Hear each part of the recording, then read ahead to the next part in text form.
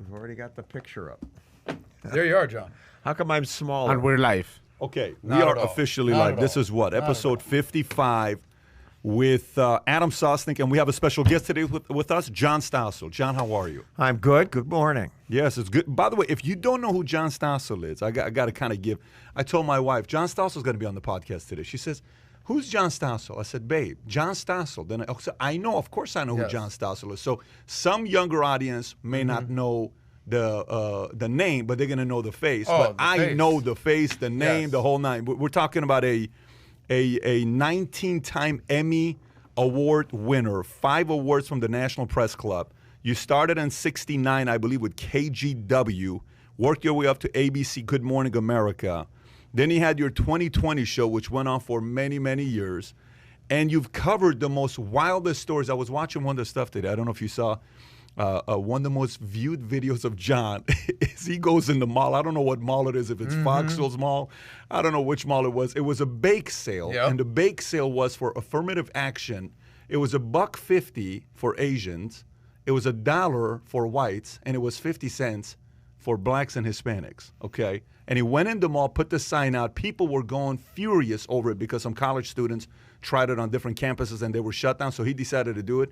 Created so much havoc. Why would you want to charge it cheaper for me? So anyways, John takes a lot of controversial topics and he goes out there and creates the content, questions it, and people out there are able to debate it. So John, thank you once again for being a guest on PBD Podcast.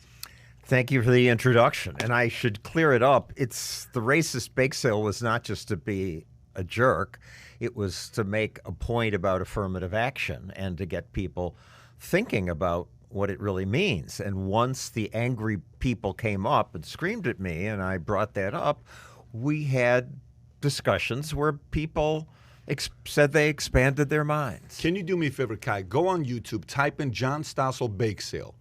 I want to show the sign so the viewer sees this because it is absolutely interesting to do that. Do you remember what mall that was or no? It was a mall it's called Manhattan Mall on Okay, so 34th Street in New York City. It's your channel. Do we have the right to show this video of yours on our podcast?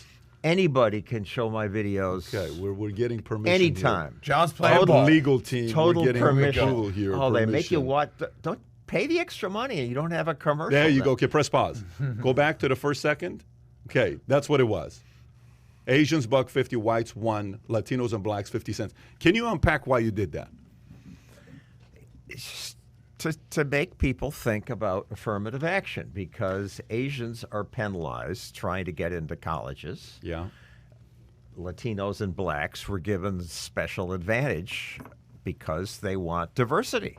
And that may be a good goal, but let's think about the many consequences. Some people get admitted to colleges where they are not comfortable and they don't finish. How does that serve blacks and Latinos? And if Asians are now being discriminated against, isn't that racism?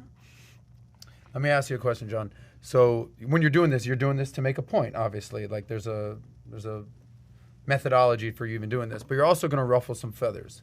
Is there a part of you, John Stossel, that actually enjoys ruffling some feathers, kind of getting in the proverbial ring, so to speak, and getting people a little pissed off or angry? And Stossel, I'll show you. What do you think about that?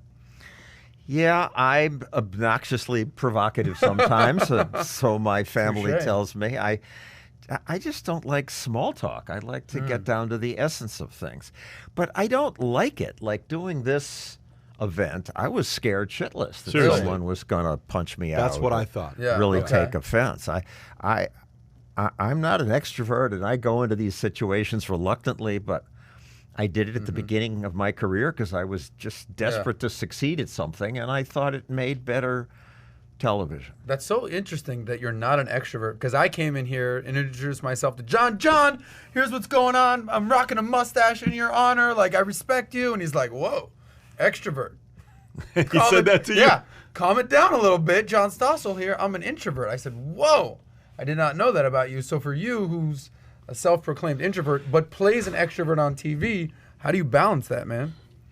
A lot of introverts are successful on TV for whatever reason. Maybe because we're so nervous about We don't think what we are saying is interesting enough unless we really work hard to write a good script or keep it concise. So we try harder. Wow. Yeah, very interesting right there. The fact that you're, cause, sometimes you see, you think about your insecurities and we're like, oh, that guy's so insecure, this guy's so insecure. The reality is some of the biggest performers in the world are the most insecure people in the world. So that makes them want to over-prepare to come through. Like the desire to not want to be humiliated was one of Michael's biggest drivers. Like, I'm going to over-prepare, same as Kobe, to want to come and cut you. MJ, you're talking about. Oh, about. yeah, listen, Really? I'm gonna be so prepared to whoop your tail when it comes onto. You're from on the big Chicago. screen. Are you a big MJ guy?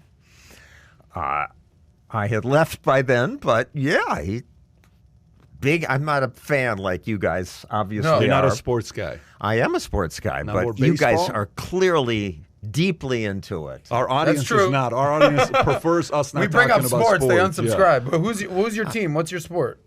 Whoever I'm going to place a bet on. That's my man, a gambler. So then why don't we just do this, man? Let's just simplify it because Yes. I want to get a little bit more serious today in this episode.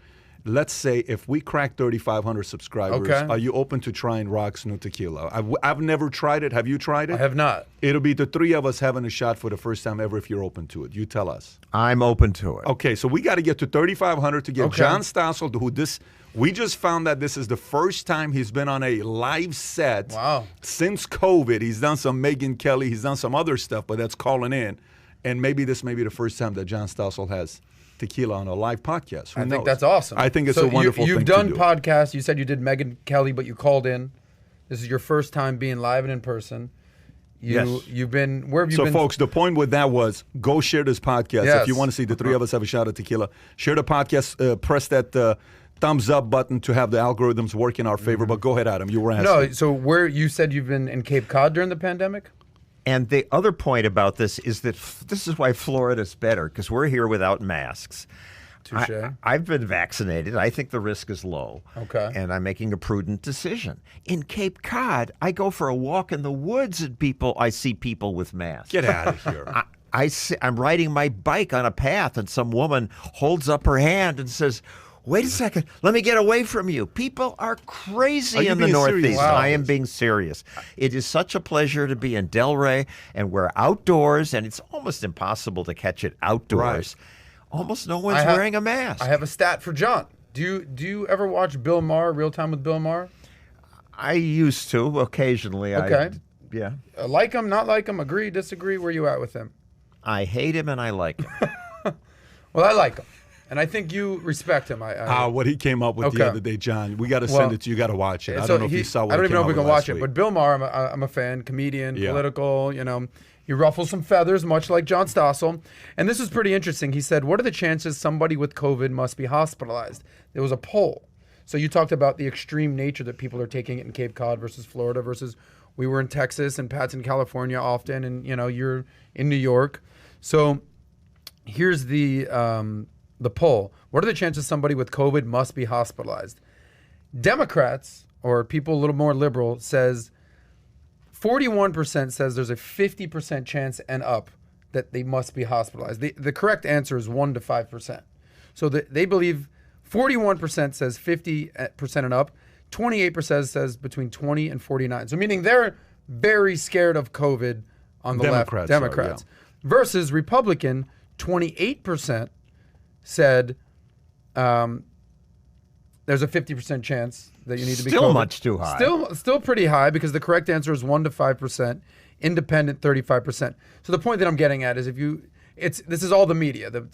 Depending on the media that you consume, you might be a little more fearful versus a little more. Are you like 80% scared of COVID yourself, just to kind of put things in perspective? I'll tell you what, I had COVID, and I'm a lot less fearful of COVID after having COVID. Now I'm out. I'm out and about in Miami. But that's an interesting point on Cape Cod. People are telling you to slow down on a bike ride because you're getting too close to them. Outdoors. Well, listen, the other day we went out with Dad to Dunes, just the restaurant in Fort Lauderdale, and we had Tom and Kim out, and my dad, who's lived in LA, he just moved out here, 2 weeks ago, 3 weeks? I don't know the exact time. Less than a month, for sure. Less than a month just celebrated ago. a birthday? That's right. He just celebrated a birthday. Yes, 79. Happy birthday, Pops. And for him, it was like, why is no one wearing a mask? He says, California, it's crazy in California. He's been in California. He says it's insane to go out, no mask, relax. People are talking to. Even when I walked in, I'm looking at John. I'm like, let me see if John's a handshaking type of person. Before even I reached out, John goes, hi. Yes. I'm like, okay, great. All right, let's shake hands. So we shook hands, back to the normal stuff. But anyways, can we get into some topics here today? I want to get your input on the topics. John, the format, we're going to go through some topics. We're going to give our thoughts on it, and then we'll go from there. So a few things we got going on today. Bitcoin tumbles after Turkey bans crypto payments, citing risks. John said something off camera that we are going to talk about here because he said something about Bitcoin, which we're going to hear what he has to say about it. JP Morgan backed Super Soccer League with $4.8 billion. I've circled the ones that I want to talk about, FYI. Okay, JP Morgan backed Super Soccer League with $4.8 billion. It's 12 teams, each get $400 million. There's a lot of controversy behind that one right there. Yesterday, NASA's Mars helicopter took flight for the first time, opening the door for a new generation of space drones. Some people are calling it a Wright brothers type of moment, which maybe we'll get into that. Apple to reinstate Parler, the app at center of online speech debate. China and U.S. pledge climate change commitments. Hollywood star Matthew McConaughey has a double-digit lead over Governor Abbott. And latest Texas governor poll. Russia's Alexei Navalny is dying in prison. Allies call for nationwide protests while Russia claims that he's doing fine. He's healthy. Yeah. And, Putin on the other side is saying that Putin is Bernie Sanders is saying that Putin is murdering Navalny in front of the world for exposing the Russian president's vast corruption. Dr. Fauci responds to a uptick in gun violence in U.S. saying, how can you say that's not a public health issue? Okay, so he wants to make that a public health issue. Amazon and Apple silent on Democratic court packing attempt. After speaking out against Georgia election, Biden administration orders ICE and CBP to stop using the terms illegal alien and assimilation. And last but not least, we'll get into is Cuban President Diaz-Canel made Communist Party leader, ending Castro era. Okay, so we got a lot of things to go through. I say we get into the Bitcoin topic. Sure. You forgot one topic, by the way. What's that? The richest 20 billionaires own the same amount of wealth as 50%. You want to touch that? I have no problem touching that. I've got no problem touching anything. I'm just saying. How about we touch that? That is a topic. It seems like it's very important to you, so I don't want you to forget that that's on the agenda. You know what? Matter of fact, since it makes you so happy, let's go into that first. Sure. Looks like you got some thoughts. Is there a reason you left that out? Not at all. I left 30 other ones out. I'm not in the top 20, by the way. But is there a reason that, because now you're in the top 20 that you might... Oh, you knock it off. Knock it off. Okay, richest 20 billionaires own the same wealth as 50% of the world's population, Indy 100 says. The prototype sneakers are a relic. Okay, that's a different one. He combined it. Yeah. On Tuesday, it starts with. On Tuesday, the Popular Business Magazine. On Tuesday, the Popular Business Magazine released its annual list of world's wealthiest individuals and inadvertently shed light on the vast economic inequalities worldwide. One eye-catching statistic stood out.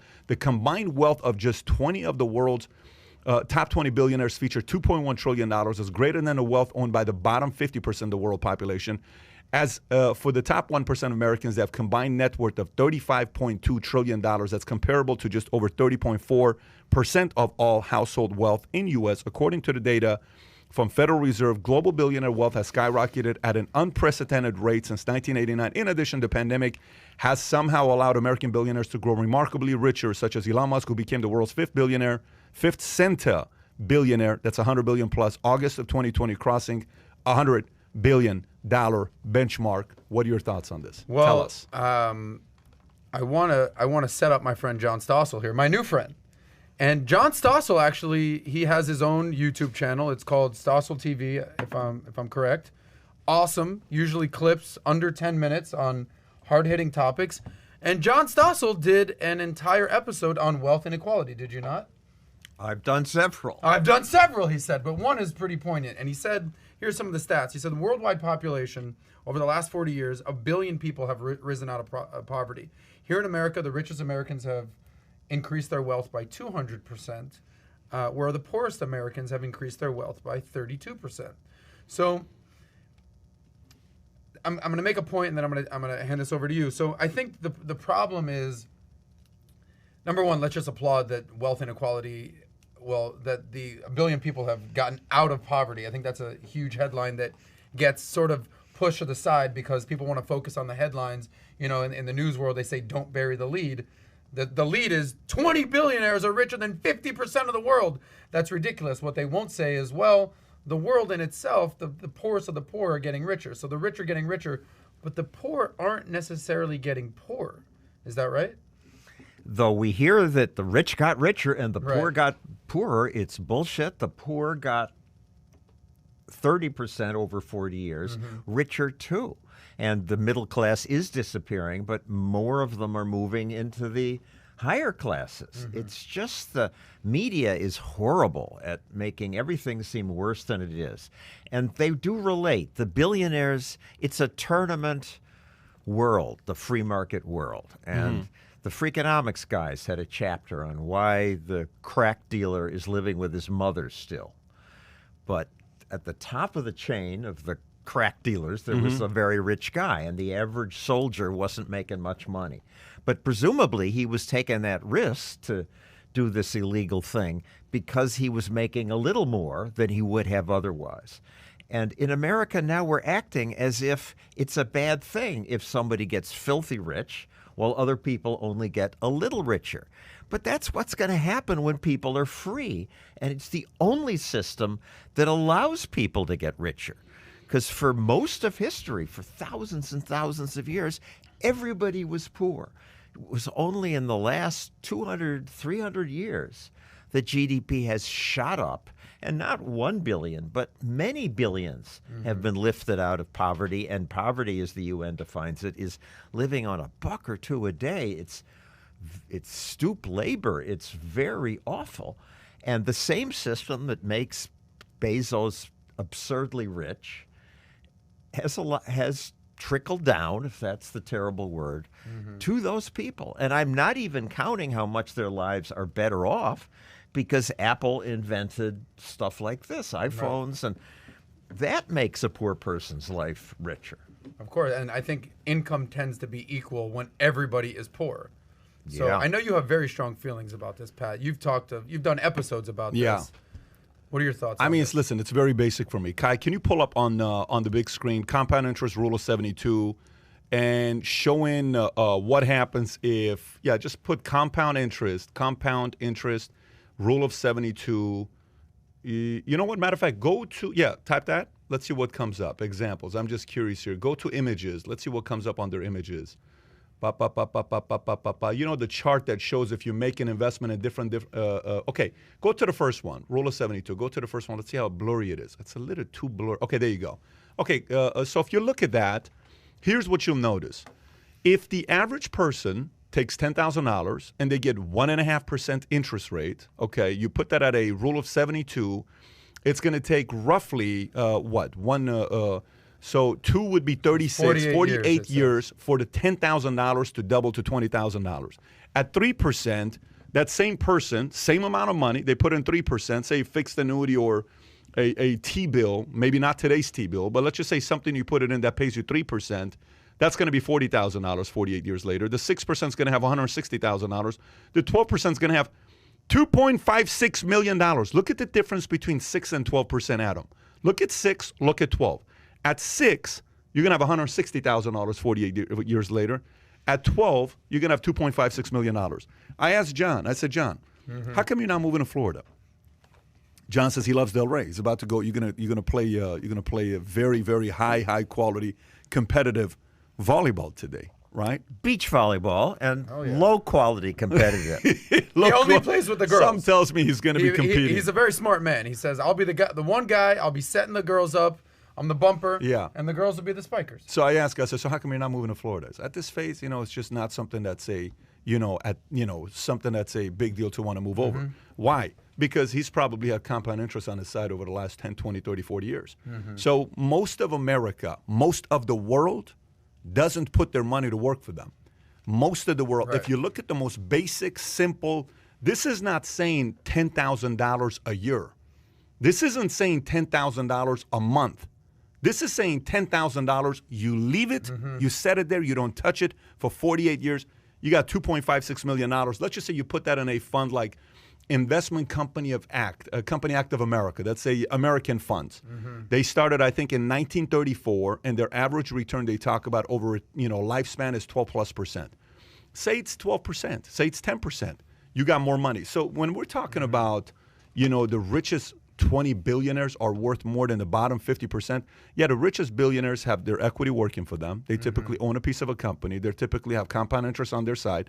And unfortunately, the bottom 50% of the world is not educated on how money works. Why are they? I don't know. You know, all these people, all our politicians, all the politicians in New York who yesterday AOC came out and imposing the fact that we got to make a bigger aggressive push on climate change, and they're trying to push Joe Biden because Joe Biden the other day flipped. He kind of apologized a little bit and they changed their approach because they were worried that AOC and those guys were going to come after them.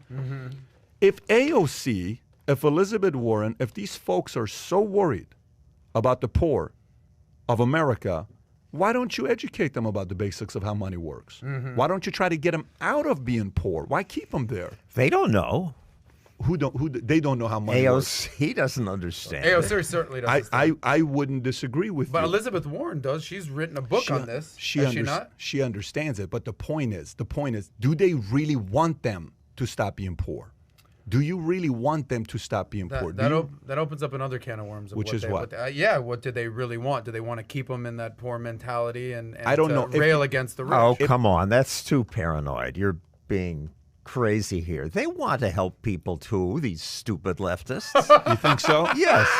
You think they do? What a sweet, sentimental guy you are, John. I to think say they that. are misguided, but I think they really want to help. Okay, I think you're worried about going back to New York, and you want to make sure they let you back in because you want to go see your wife. I can welcome. respect that. Well, back to the initial point is I think the stat is 55% of Americans, because we're in America here. I get that we have an international We got audience. tequila there, just so We you got know, by the way. I just want you to know, 3,500, that tequila's coming up, and John's eyeing it as well. Go ahead, you eyeing keep that saying. tequila like me? Keep All going. right, shout out to The Rock. But anyway, my point is 55% of Americans are invested in the stock market. Yeah. So basically, flip a coin whether you're invested in the stock market or not.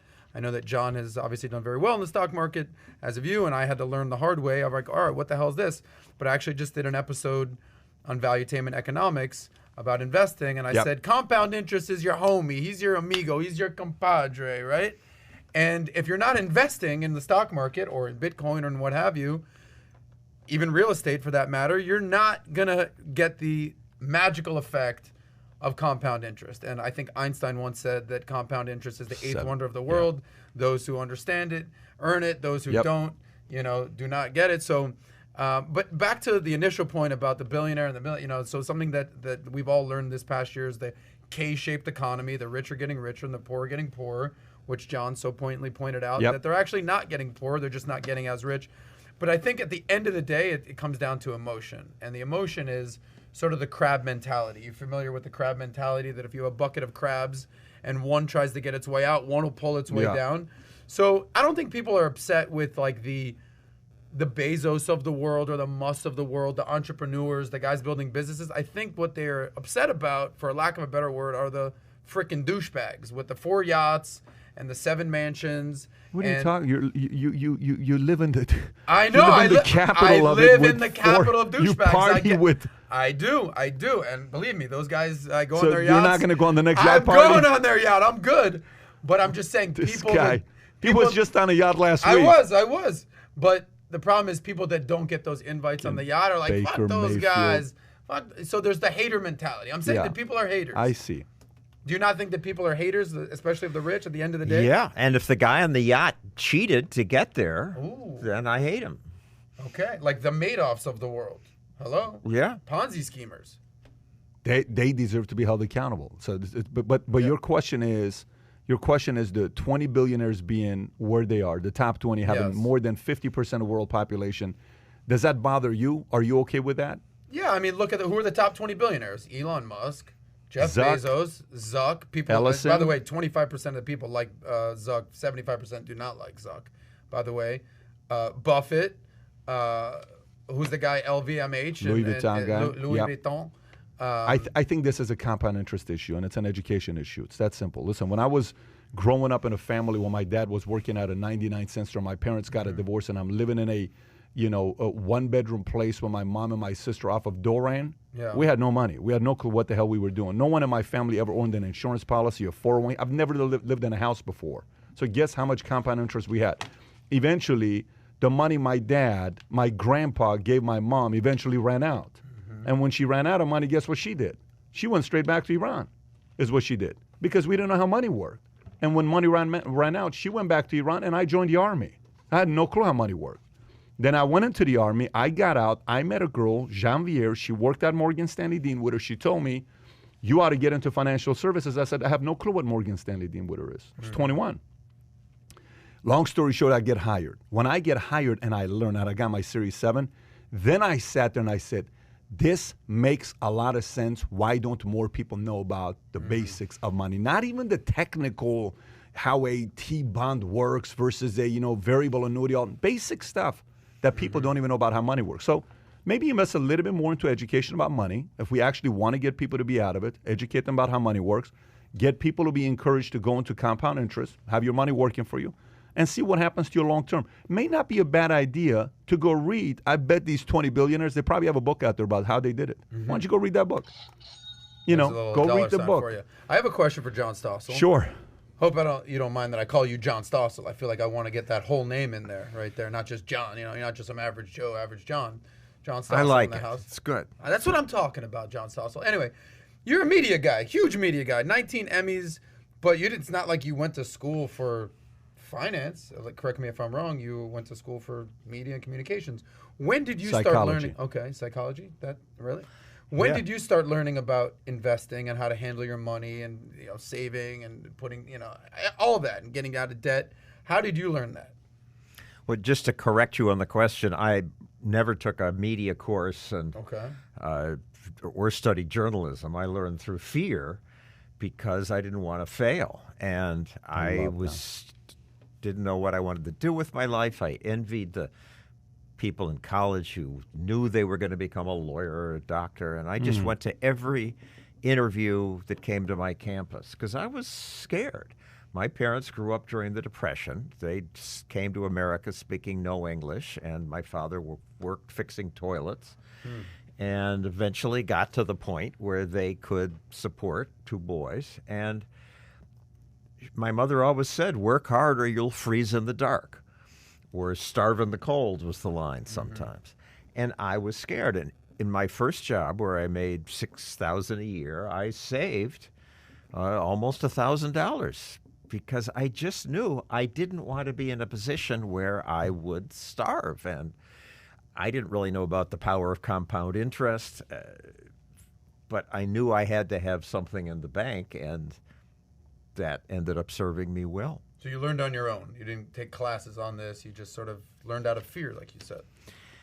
I didn't want to fail, and I got a job offer from Seattle Magazine, and before I could fly out there, because I don't know, a free trip across the country, cool.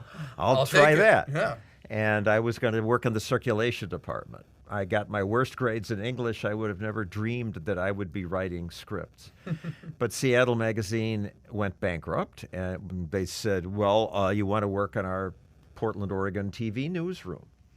Okay, what's TV news? I hadn't even watched it. And they had me write for the anchors, and I gradually saw that most of the stories bored me or were not super clear. I have a short attention span. I just started thinking, how can I make these more clear so I could succeed? And I never intended to be on the air because I'm a stutterer, though obviously I've now learned to control it. But then they pushed me on the air, and I went on snipping out my stuttering in the edit room for years. Really?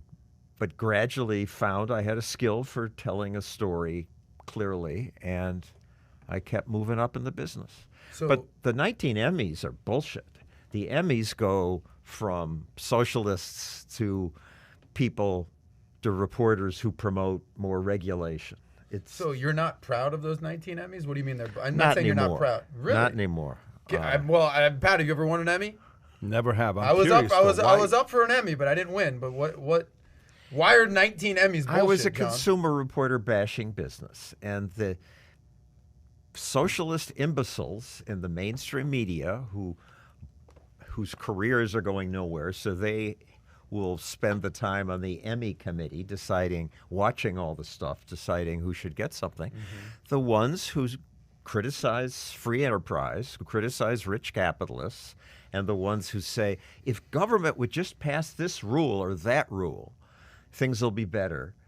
That's what wins awards. If you have to do a little investigation too, and I was doing that. I was using hidden cameras, doing things now the lawyers probably wouldn't let you do at a TV network.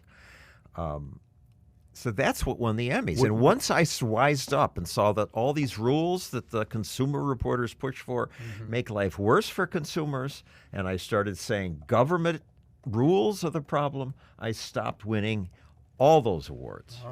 Let me ask you, politically, have you always been where you are right now politically? No, I was a liberal Democrat. Now I'm a libertarian. When did you switch? What year? Probably 20 years into my career, so 89? 89. And what caused you to flip? 89 was who, Reagan? It wasn't Reagan to politics. Bush. It was gradual. I mean, I call it an epiphany in my book where I talk about it, but it was slow. We would do stories. We would take a TV to 20 repair shops with one loose part.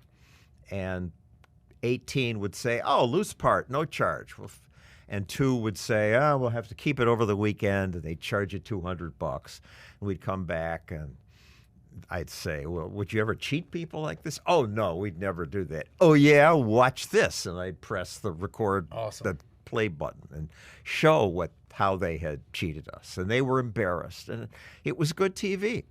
And so then the politicians would call. Oh, that was really interesting. We're going to solve that. We're going to create a Department of Consumer Affairs in Oregon. And they did. And I was so proud young John Stossel was being paid attention to by these important politicians, and they were going to solve the problem. But we'd do the story again and get the same result. It's the free market. Most people are honest. They want repeat business. The way to get really rich in a free market is to treat your customers well. A couple people cheat. But the same result. So what was the Department of Consumer Affairs doing? I look into that. They have a dreary government building where there are a bunch of bureaucrats licensing TV repair shops and car repair shops too. We did it for that. And people intuitively like that. We license drivers, we license dogs. It makes us feel safer. But it doesn't make us safer. It just adds layers of paperwork to go through. So if you are an immigrant who doesn't speak English, maybe you go black market, and then you can be extorted by the police, or you have to worry that you will be. You don't build up your business. Or you got to, when you're in a low-margin business, spend your money on a lawyer, and they cost a fortune, just to explain the complicated rules. And you go down there, you renew it every year. It just adds layers and layers of sclerosis on top of so overregulate. So you notice. So you notice. Let me paraphrase what you're saying and see if I'm saying it correctly. So you're a liberal Democrat.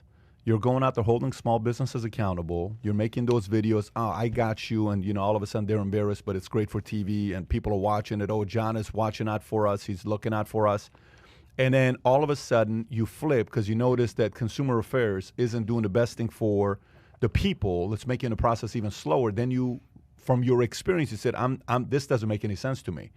All correct except for the all of a sudden, because I saw that the regulation wasn't working. Got it. So I started reading the conservative media.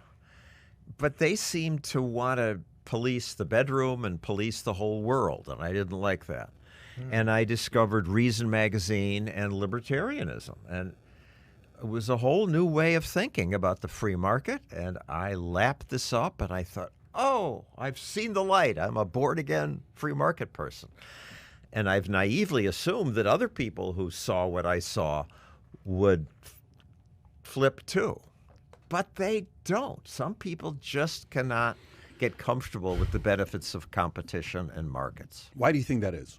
Why do you think competition, there's some words today that is a curse word today. Like I'm hiring I'm doing an interview the other day, and I ask some questions when I'm hiring somebody, and I say, so what do you think about competition? What do you think about capitalism? I just ask a basic open-ended question.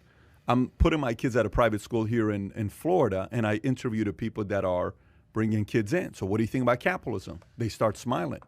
Why are you smiling? What's funny? you must be a pro such and such. I said, no, I'm just asking you, what do you think about capitalism? How do you guys teach capitalism to your kids? Well, we teach the benefits of socialism and we teach the benefits of capitalism and we let the kids decide. I said, you realize your tuition is $32,000. Only a capitalist can afford your school.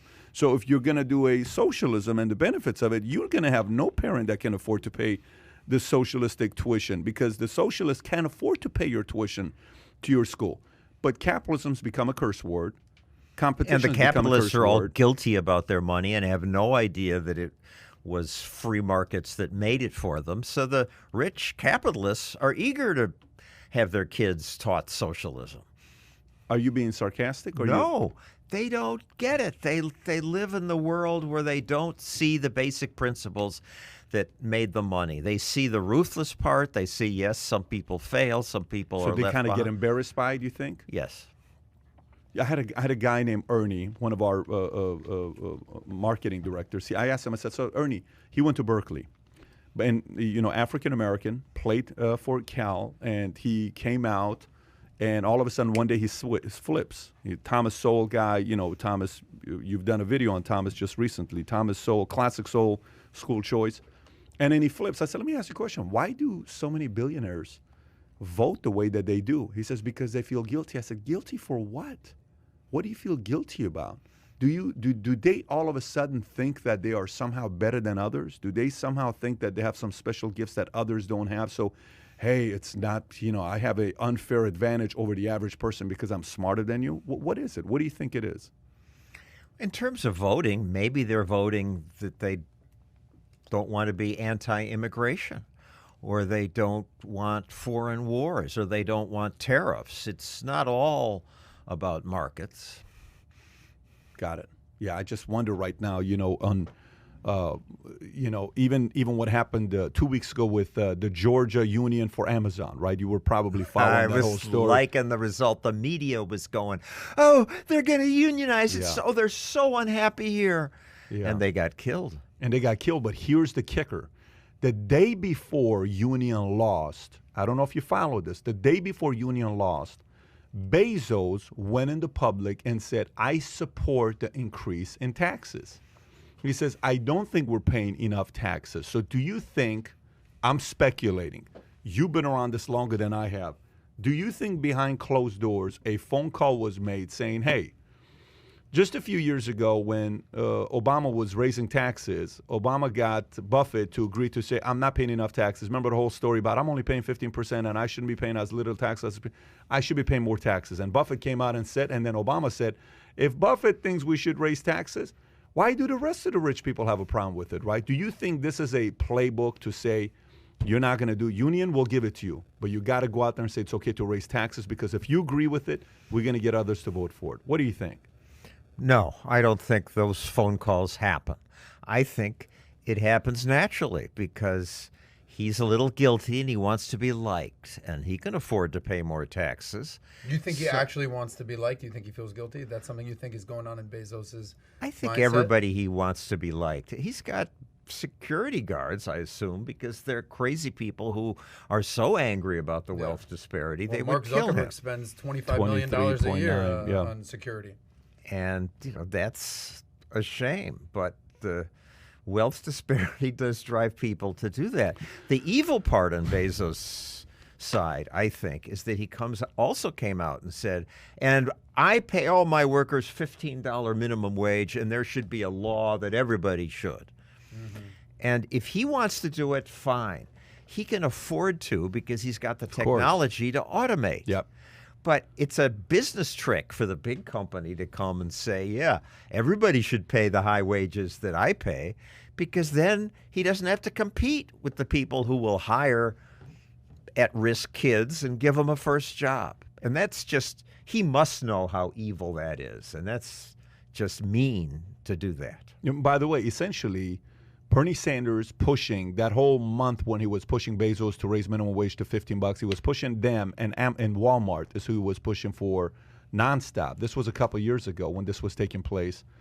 So essentially, a socialist, Sanders, helped a big company like Amazon and Walmart. Yeah, he's just economically stupid. Who's that, Bernie? Bernie.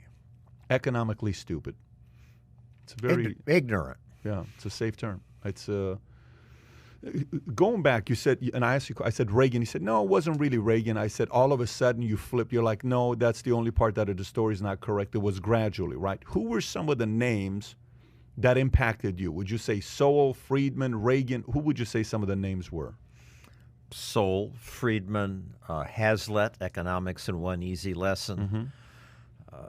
For kids, I recommend Ayn Rand, Atlas Shrugged, just a fiction story that 50 years ago, she summed up the bureaucracy we have now. Yeah, that book never gets old. Her, that one and the other one, Fountainhead, both of them. So that's more romance. Yeah, I was at Nashville, Tennessee at an event, and Cuban was speaking. Mark Cuban was speaking. I said, Mark, name me one book. What's the one book that impacted your life the most? And obviously he said, Ayn Rand, Atlas Shrugged. Later on, we interviewed him. I got him a first sleeve, first print, first edition of Ayn Rand and gave it to him as a book. He says, man, that's a pretty cool gift. He said, now I have to read it for 8th time because I've read this book so many times. But wait a sec. He's also, when I started Stossel TV and I was looking for backing, I went to him and he said, well, John, I'm really not a libertarian. So how can he read that book 8 times and say that? So let's talk about that. Let's talk about that. Libertarian. What is a libertarian? I mean, I have my definition of what a libertarian is. I've read the definition online what a libertarian is. I've seen Joe Jorgensen's definition of a libertarian is. What is your definition of a libertarian? I'm okay with Joe Jorgensen's. It's the government governs best that governs least. Okay. That we need some government. You need government to protect us from foreign invaders. Something the founders hadn't thought of, I would say we need government for pollution rules because my smoke goes to your lungs. There's no market incentive to behave well. You could sue me, but our legal system's so slow that's impractical. So we need government to do some things. But government is a blunt instrument, and it doesn't do anything well. You, with your radio show, or your podcast, you constantly have to adjust to what the market wants, what the viewers, listeners want. Every business does, every second. In government, they make an adjustment once every 2 years or 4 years, if then.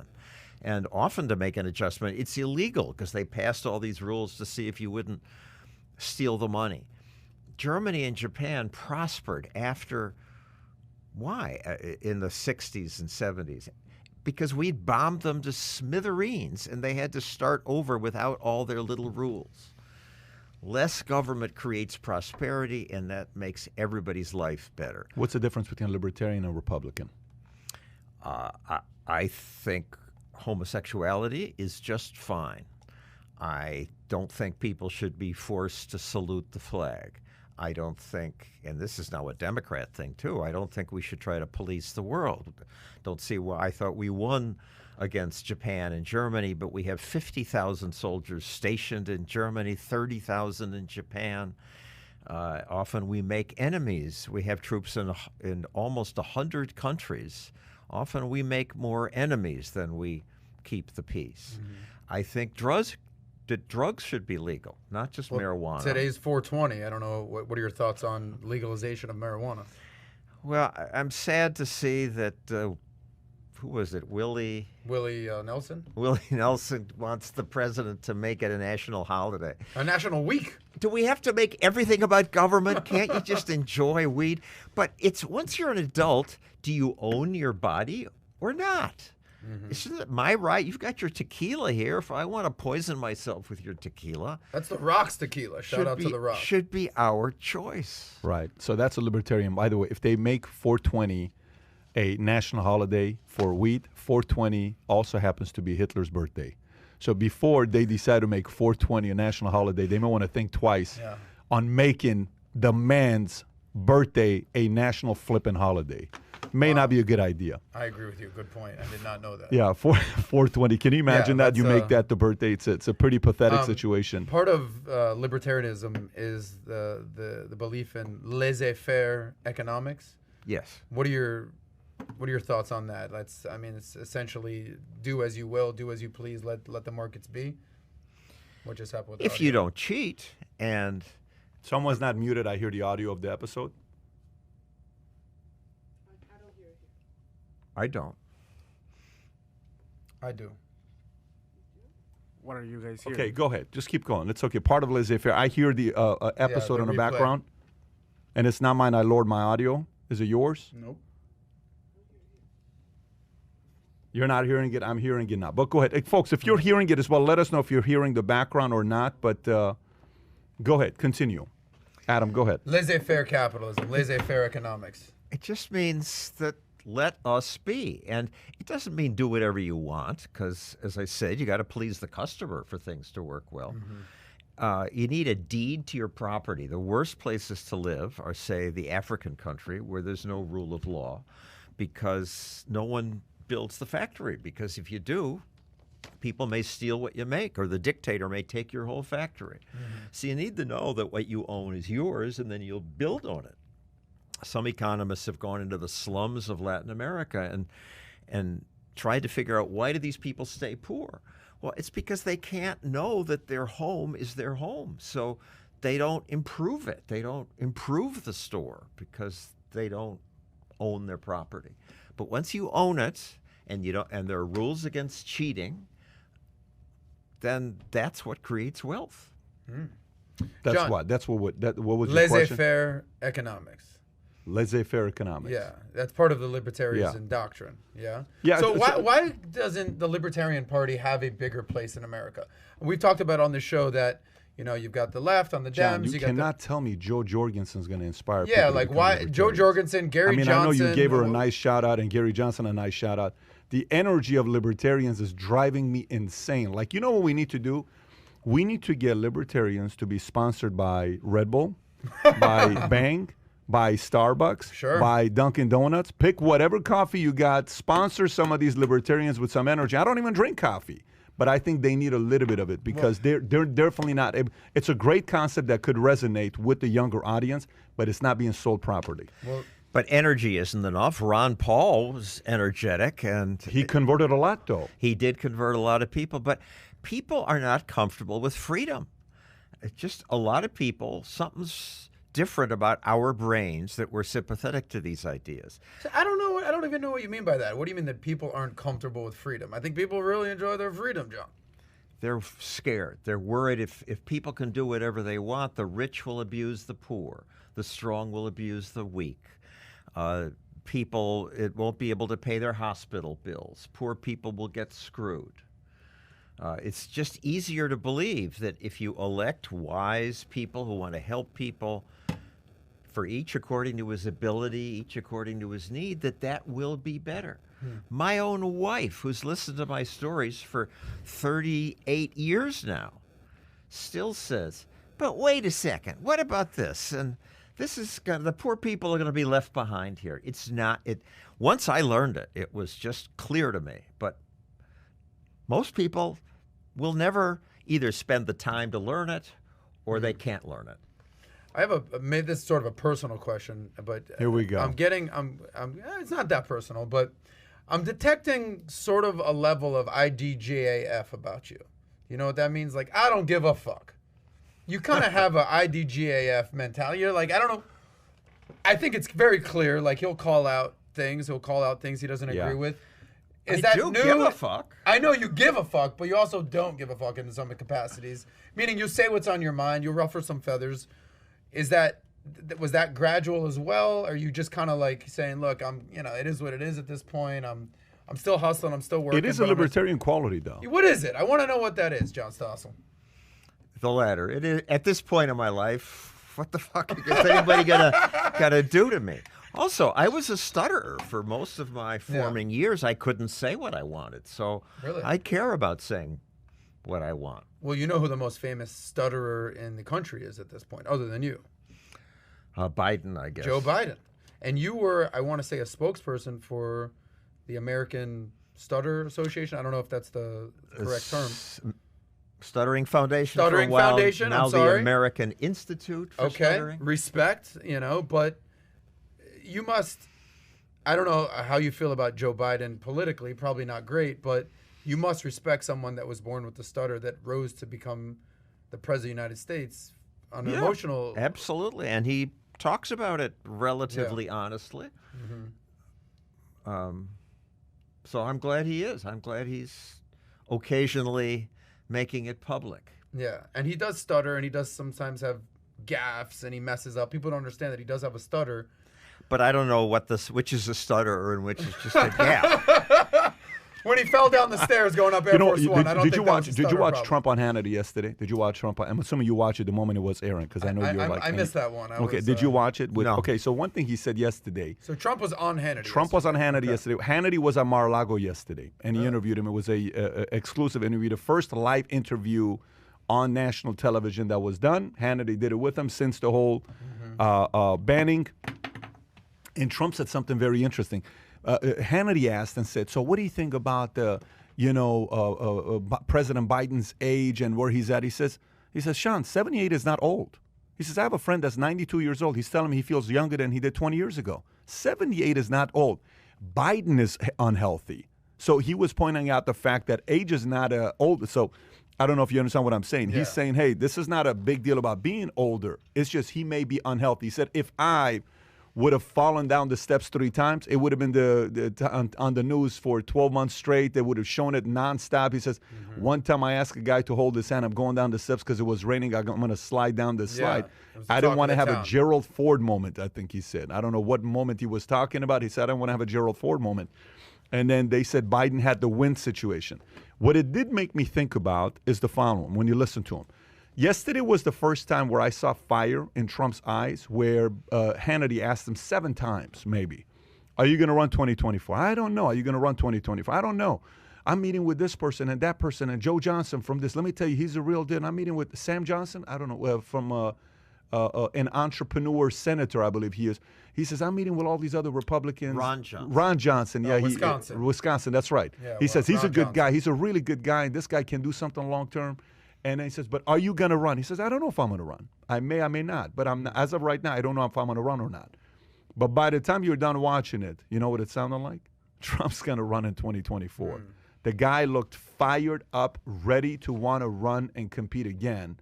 And he was making a point. My speculation is he's making a point because he knows in 3 years he's going to be what? He's going to be the age. 76. He's going to he's 74 now. He's going to be 77, Biden's age. So he is saying from now that 78 is young because he's planning on running when he's 78. So he has to show that a 78-year-old Trump can still run office. I may be wrong. What are your thoughts? Well, you sound happy about that. It's not that I sound happy, but I sound happy about the fact that yesterday I saw a comedian say, you're seeing comedians have lost it today. And I think it was Adam Carolla? Carolla, yeah. He says comedians have lost it today. It's just because, let's face it, Trump was the greatest president ever for comedians. He says it was the easiest guy for comedians for 4 years.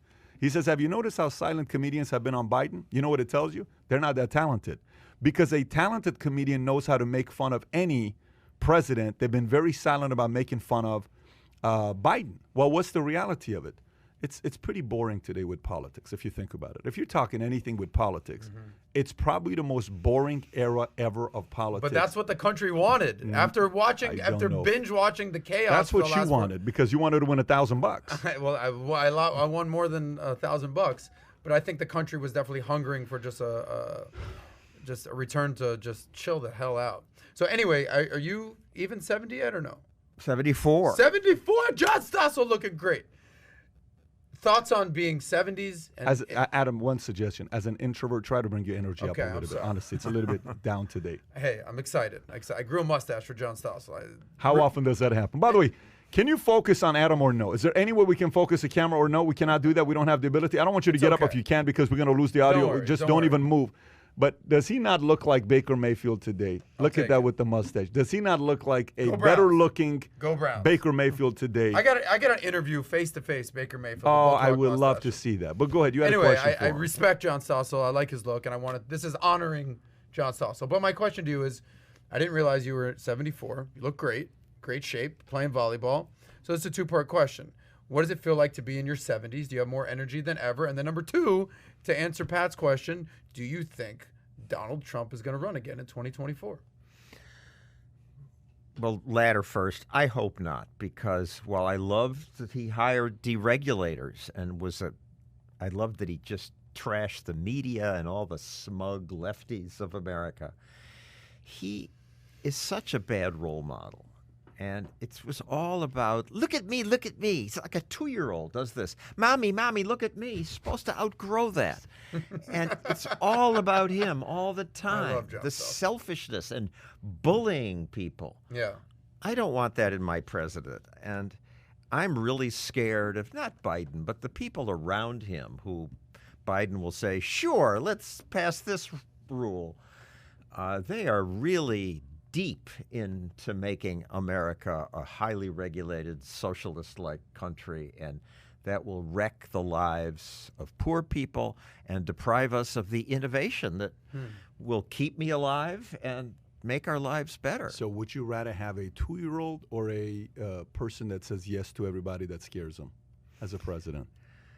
You have to choose one of them. If you have to choose, No, you don't. Can't I vote for the No, you don't. Libertarian? Because I was going to ask. wait a minute. He says I'm part of that. I don't give a. So if he wait a minute, don't Might have voted for Joe Jorgensen. Who would you have added it to? Or Joe Jorgensen, a very high energetic libertarian candidate, I would rather have a high, energetic libertarian candidate. which would be who? Yeah, that's a question. So is it fair to say One will emerge. Is it fair to say that you voted for Joe Jorgensen this past election? Yes. Okay. I think that's And do fair. you feel like, don't be offended, John Stossel, do you feel like you wasted your vote? Or you're in I New York. always waste my vote. But you're in New York, so it's, I'm your in voice New doesn't York. matter. Us in Florida or in Texas, a little more purple. What do you think about DeSantis? What do you think about DeSantis? He's coming up. His name's being thrown around as the next potential president. When I first heard him, he just sounded like another dope Republican. But now that 60 Minutes was so unfair to him, I have to take another look. And certainly he did the right thing in Florida, saying it's your frickin' choice if you want to wear a mask. And I can't believe all the politicians who are so proud to tell people what to do. But getting back to the first part of that question, being in your 70s, crushing it, By the still way, working. we're 450 Yes. away from taking a shot of tequila. I just want everybody Okay. to know this. 450 Once away. we get to 3,500, we were taking a shot We're of very tequila. close. One with of the these guys Rockstar is tequila coming out. We're going to with see how John John Stossel. Stossel is going to rate this tequila. Keep going. But being in your 70s, Trump's in his 70s, Biden is in his 70s. Just thoughts on that age and still crushing it. It sucks, and it's good. I mean, yes, I'm healthy, and I can still play beach volleyball, but, the body doesn't work as well. On the other hand, I was scared all my life, scared that I'd freeze in the dark and anxious would I succeed at work. Got to a point where I'm more self-confident now, and I can speak. I got over my stuttering. I can be not quite Adam, but more outgoing in public, and that's kind of fun. Well, John, you and keep in working Florida, on it. You're people gonna are get nice to me, so that's all good. But John, people are nice to you everywhere. You got a nice not demeanor. not in New York. Somebody People came are up, not nice to you in New York? Someone came up to me and said, "Are you John Stossel?" Yeah. Yeah. I hope you die soon. Whoa. So I will fist fight that guy right now. When was this? it was 15 years ago when okay. I had changed from consumer Yeah. reporter to someone who was now defending business, and that they viewed me as a conservative. And in New York, that's like being a child molester. Jesus. They didn't get. I thought they should be sympathetic to libertarian, but they were not. John, speaking of, people being disrespectful, I'd be remiss if I did not bring up the ridiculous asshole that slapped you twice in the face from the WWF. I mean, these are the types of things that are just so disrespectful. This is what? This is an interview. This was an interview. John Stossel used to do a lot of man on the Yeah. street type of interviews. I was doing consumer reporting, going Yes. and confronting businesses and saying, "Why are you a crook?" And I was always scared I'd be shot or beaten up or something, and nobody Damn. ever did anything, because it's having the camera is kind of like having mom watching. But finally, I was a high school wrestler, so the advantage is that I look young now, but when I was in high school, my voice was up here and I had matured. That sucked.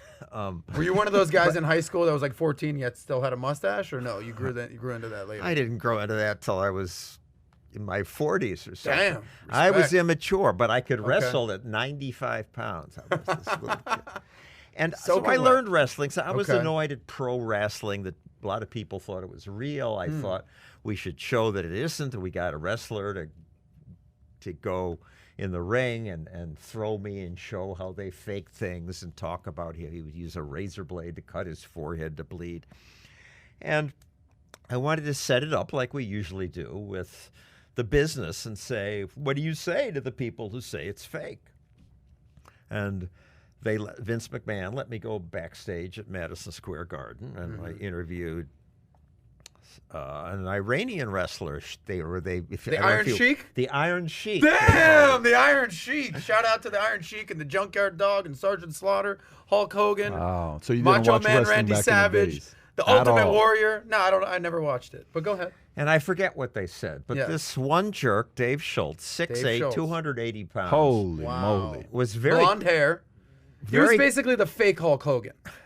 a little bit like that, but Yeah. he was a real athlete, and I think he may have taken speed to get psyched for his performance. He was really wired, and I said, "Well, what do you say about it being fake? You think this is fake?" Whack! He knocks me down, One time on the right and then one time on and the I left. stupidly got up again, and he hit me in the other ear. What the hell were you thinking when that happened? I was thinking, "Holy shit!" But I hope the camera caught this. You said True holy shit, but journalist. I hope the camera True got journalist it. right there. I hope the camera got it. Is it on your channel or no? Do you have the video or no on your channel? It's not on my channel, but sadly, YouTube. It's one of my most watched Yeah. videos. Well, if Yeah. you type in John Stossel, that comes up. I don't know if you know that. Well, maybe on, Google has learned to know you, Oh, and they you think calling if out you big type tech right now? you want to see people getting beaten up. It may not come up on somebody else's feed. So it means Oh, you're you saying- like watching him getting beat No, up. That's what I- he's saying to you. I would give John Stossel a hug and a bro hug right The now. algorithm Oh is my! By the way, what do you think about Parler? Let's talk about the Parler story that just came back up. It's interesting because what page is that on? By the way, okay, page 5. I'm curious to get your thoughts on this. So apparently, Apple to reinstate Parler, the app at center of online speech debate. This is a Wall Street Journal story. And they're planning on putting it back on there. Apple removed Parler from its App Store in January, citing objectionable content in a letter to Senator Mike Lee of Utah and Representative Ken Buck of Colorado. Apple said Monday that a revised version of the app, Parler app with improved content moderation would be approved to be released to Apple users, et cetera, et cetera. Okay, a big part of it was because of what happened in Capitol Building, January 6th. Anyways, what do you think about Parler getting back on Apple and Apple reinstating them?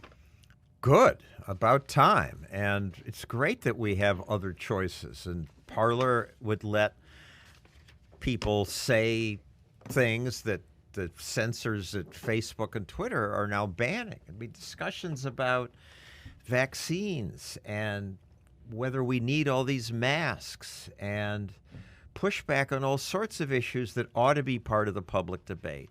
And yes, there was a lot of nasty stuff on Parler prior to them being kicked off.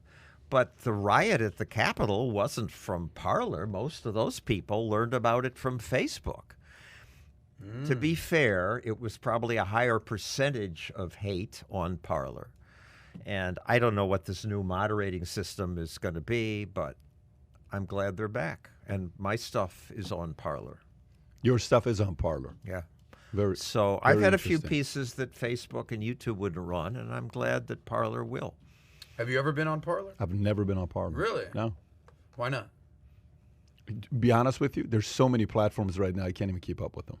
Are you more likely to go on Parler or TikTok? I like having everybody from all sides hear the message rather than just one side. So Good point. yeah, And I Parlers, we're talking to the I know who I'm converted. talking to in Parler. I would much rather talk to opposition, because what is the true? You know, the one thing with Trump, you hate him or love him, say whatever you want to say about the guy. If there was an opportunity to go out there and interview in a heat of the like I'm talking about people that were going to trash him, he showed up. So, and how many people would do that? Obama showed up on Bill O'Reilly one time, never happened again. When's the last time Hillary Clinton went on Fox News? When's the last time Bill Clinton went on Fox News? You don't see that too often. And you don't even see it too many times of Republicans. Like if you wonder, like some guys being invited on Fox, even a lot of Republicans not invited on Fox, going on CNN or MSNBC, they don't go on it, right?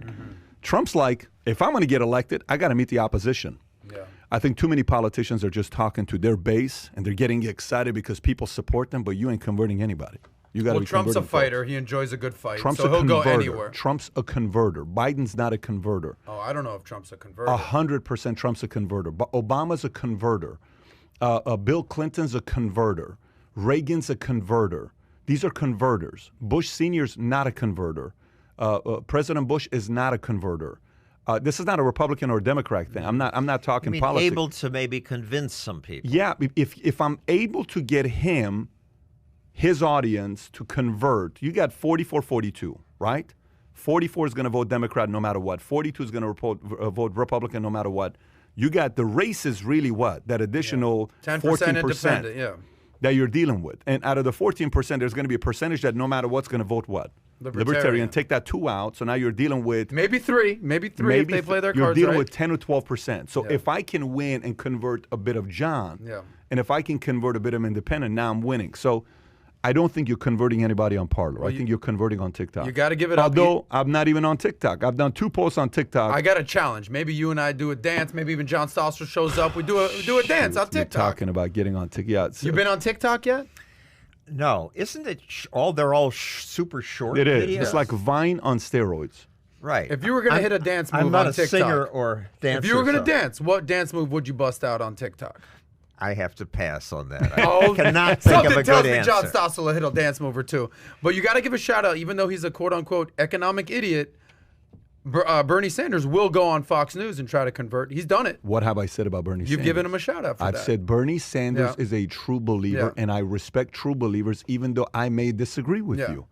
I respect true believers. That's why I got to He's give a true believer. Yeah, and that's why I got to give another shout out to Bill Maher. He will have left, the other right. side He will let the on. other. I mean, one of the most famous clips he had is he had Ann Coulter, Ann Coulter come on, and she predicted Trump, and everyone laughed at her, and she sat there with her smug, devilish look, and she turned out to be right. So, just one added observation about that.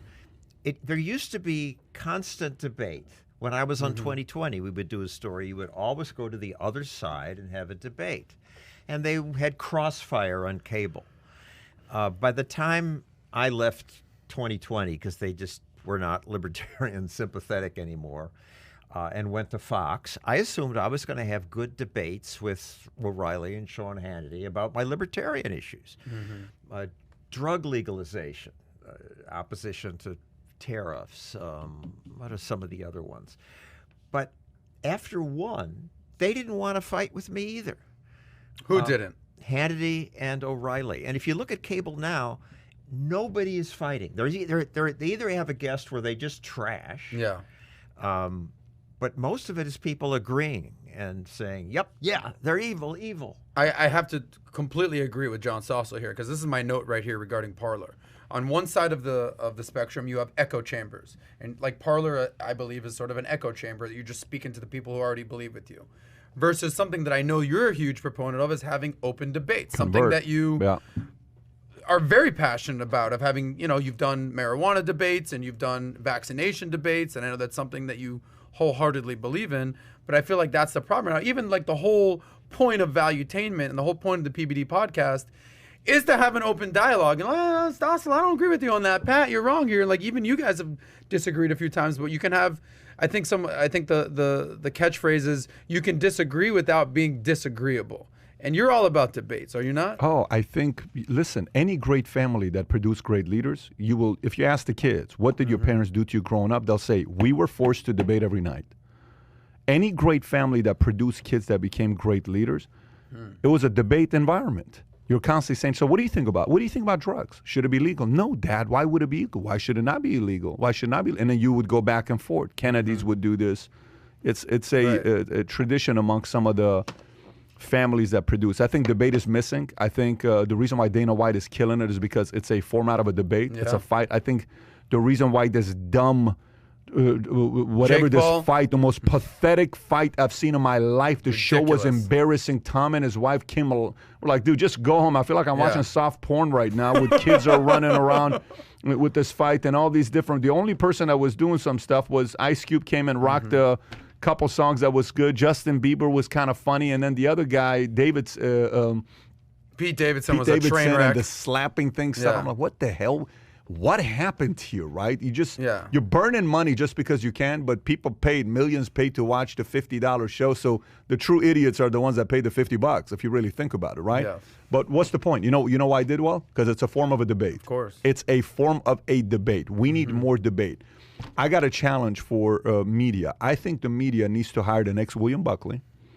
I think they need to bring someone who brings the complete two opposite sides in the same room.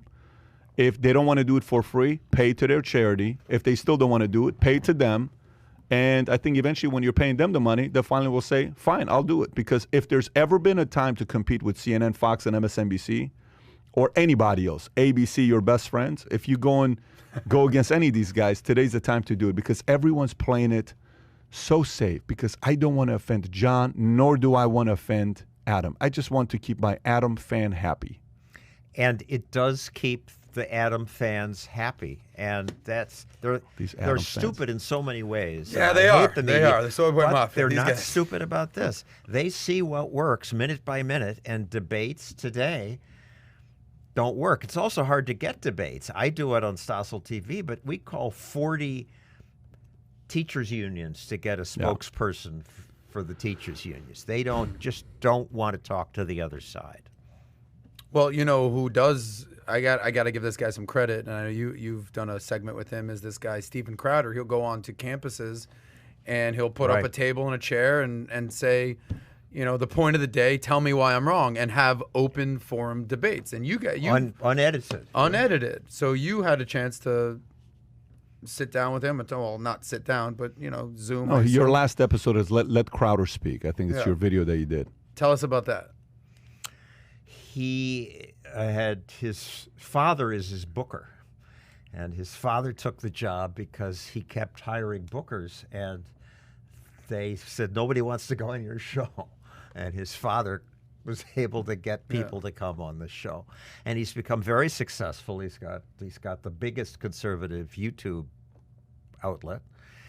And his father says, look, YouTube is killing our stuff. It's taking it off. It's demonetizing us. We're just not running it at all. What's the content? So I look at it, and it's political content that ought to be on. He found that some people in Nevada who voted from phony addresses. It was genuine investigative reporting, and he posts his sources. But YouTube, because they're so overreacting to the Trump worry that he wouldn't leave office or that the election was fixed, they have this policy. You can't even have any discussions about election fraud that suggests an election was stolen. So they just ban it. And I thought that was wrong. We looked at some of his other jokes. He's funny sometimes. Some of it felt mean and made me cringe. I told him that. That pissed him off. But that's my video last week. But by the way, how much do you know about this whole soccer thing that's going on? Because everybody's asking me to talk about it. Are you following any of it or no? The soccer story? I read about it from your notes, and I was thinking, oh, this is why there's too much money spread by the Fed, and JP Morgan was buying a soccer team. But now I see that they're offering an alternative that didn't exist before for the players. So good for them. Let me read it and see what the audience says about it. JP Morgan backs Super Soccer League with $4.8 billion, a story from Bloomberg. So Chase's bankroll the biggest upheaval of European soccer since the 1950s with the 4.8 bet that has already drawn heavy criticism from fans, domestic leagues, and politicians. It will be chaired by board members of the founding clubs who on Monday stepped down from the positions in traditional football associations. UEFA and FIFA have said that players who take part in Super League may be excluded from tournaments associated with traditional football institutions and national teams. By the way, that'll never happen. AC Milan, Inter Milan, Juventus, Arsenal, Chelsea, Liverpool, Manchester City, Manchester United, all these, Barcelona, Real Madrid, Atletico. It's pretty much the main ones, right? Announced the creation of the European Super Soccer League on Sunday. The move would free the clubs from games against smaller teams that bring in lower income and would award some of them permanent memberships, breaking a principle of international soccer that anyone can qualify or fail to qualify for the most prestigious competitions, the approach has parallels with the U.S., where participation in the most lucrative basketball, baseball, and American Football Association participation in the most competitors is guaranteed for clubs that are already members. What are your thoughts? Well, I didn't have very strong feelings on this. I'm not a soccer fan. So I asked myself, what would John Stossel do? So when I went out and I did some research and I interviewed the biggest soccer fan I know, and you know this guy very well, and he's British and his name is Sticks. And he's a black Englishman, and he's very strong feelings on soccer. And I said, Sticks, tell me about this. He says, I'll tell you all about this. And he says, they're still in the game, these damn Yankees.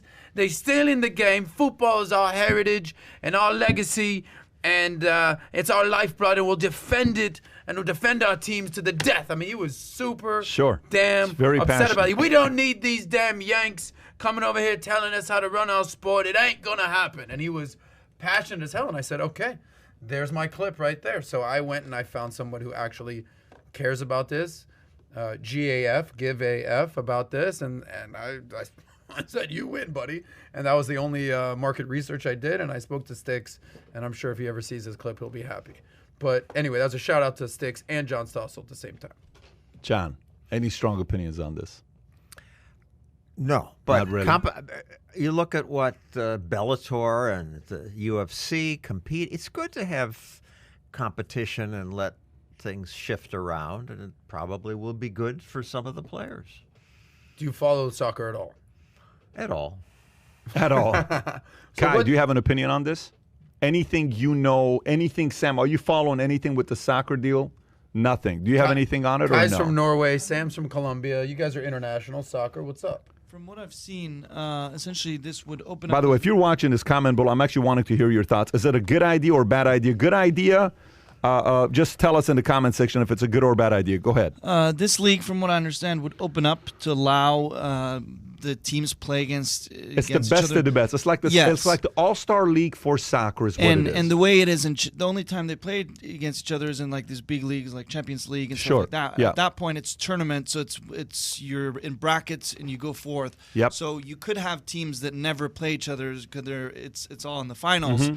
So this way, it would allow a Barcelona regularly to play a Liverpool, which are like the two bigger teams in different countries, which from the standpoint of a viewer would allow you to see these once-in-a-lifetime games that would only Regularly. happen regularly. So they're modeling essentially the way a lot of it is done here in the U.S. and how the league is structured to try to do that in Europe. Now, obviously, I can also see why the leagues in Europe would wanna not be a fan of this because that would pull away from them. However, like you're saying, if they're saying, oh, you wouldn't be allowed to play if Barcelona, Real Madrid, and Atletico Madrid, which are the three biggest teams in Spain, all said, hey, we're joining this, they're not going to not let them play in La Liga. That would crush them. No, there's no way in the world that threat's going to work. You can't make a threat like that and not hold it. You're not going to hold that threat. Yeah, to say you're they not can't come. going to bar Messi Let me ask from you a There's playing no question. way in the La Liga. world. Yeah. I know you're a big baseball fan, Yeah. and you are a big soccer Yeah. fan, I believe. I am. So I remember maybe a decade or so ago, National League only played National League, American League only, and they said, oh, let's play some interleague games. The Yankees are going to play the This is Mets. different. What? I know what you're saying. I basically want to tee it up for you to see what's the difference. Yeah, what's this is more college football, SEC. Every the best of the best from every just pretty much come together and kind they of like the face up. BCS Bowl Series. It's what we have right now, right? Yeah. But it wouldn't be the conferences. You're playing up against each other. So look, it hurts. Who like 12 years ago? I'm in 2008. I'm in Spain, Barcelona, and we're like, what do we do tonight? I go to the concierge at Arts Hotel. What do you think we should do tonight? There's a big match going on tonight. What's the match? Espanyol playing Barcelona. Really? Messi's playing? Messi's playing. Let's go to the game. We went to the game.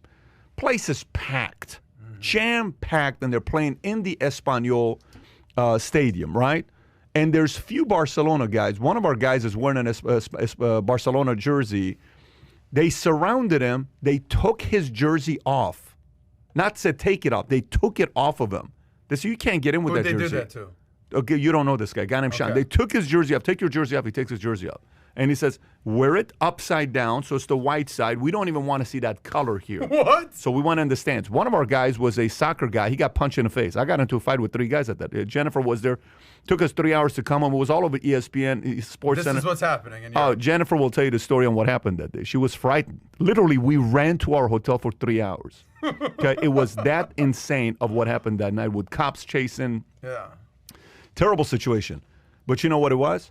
Guess who lost? Just take a wild guess who lost.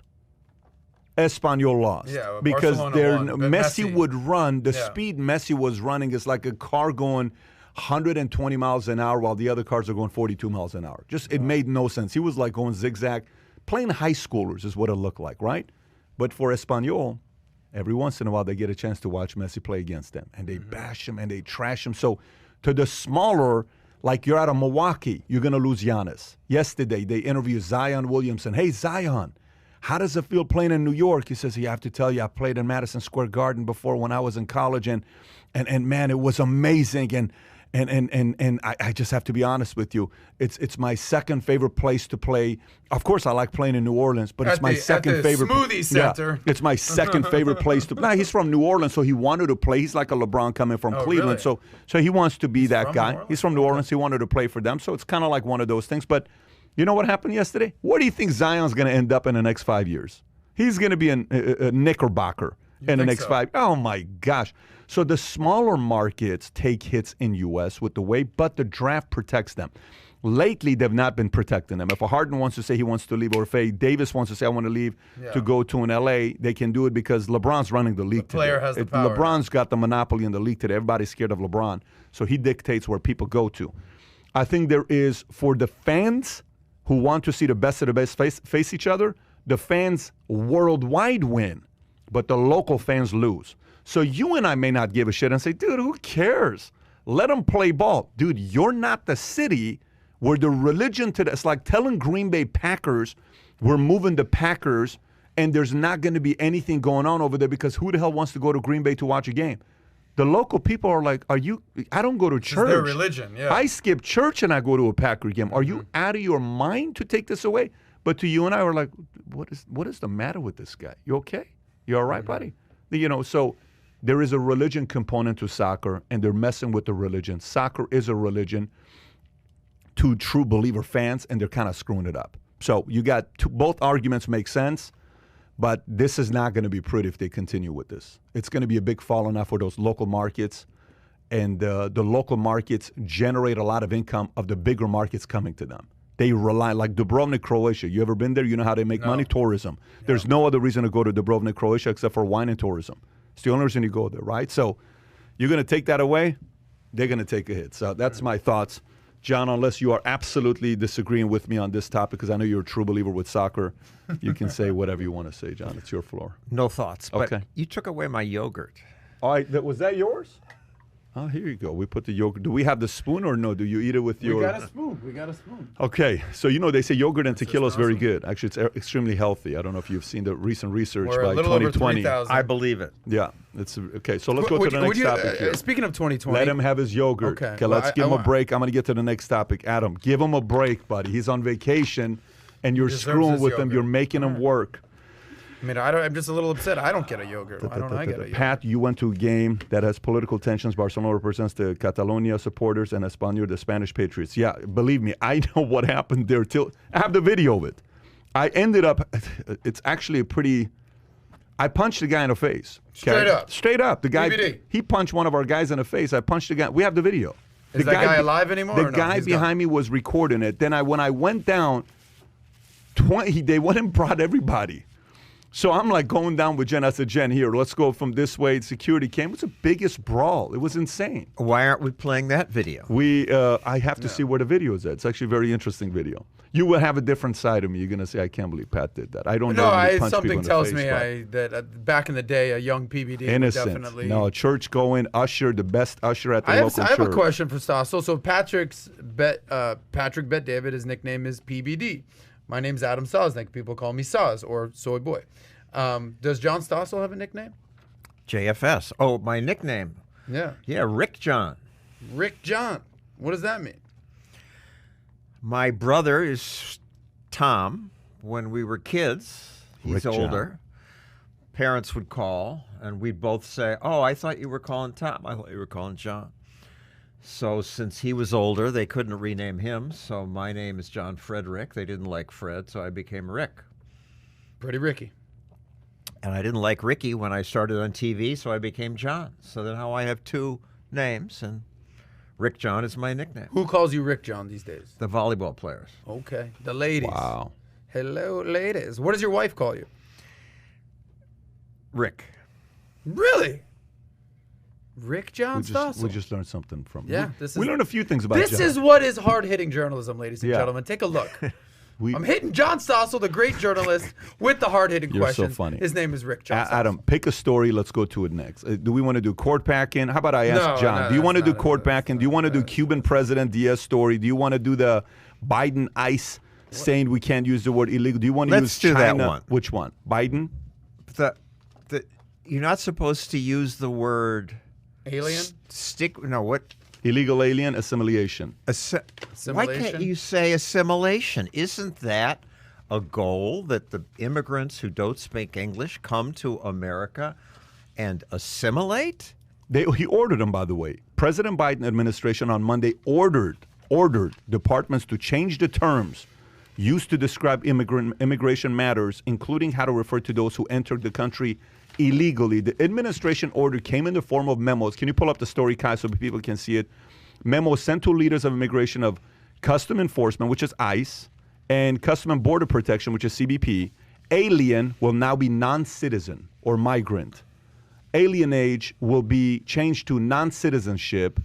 Unaccompanied alien children will be non-citizen unaccompanied children. By the way, this is not a joke, and this is not April Fool's.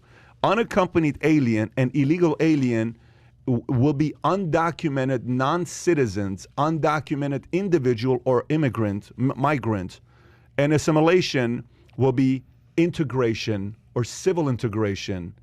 Immigrant assimilation will be immigrant integration. Notably, federal law refers to an alien as any person not a citizen or national of the United States.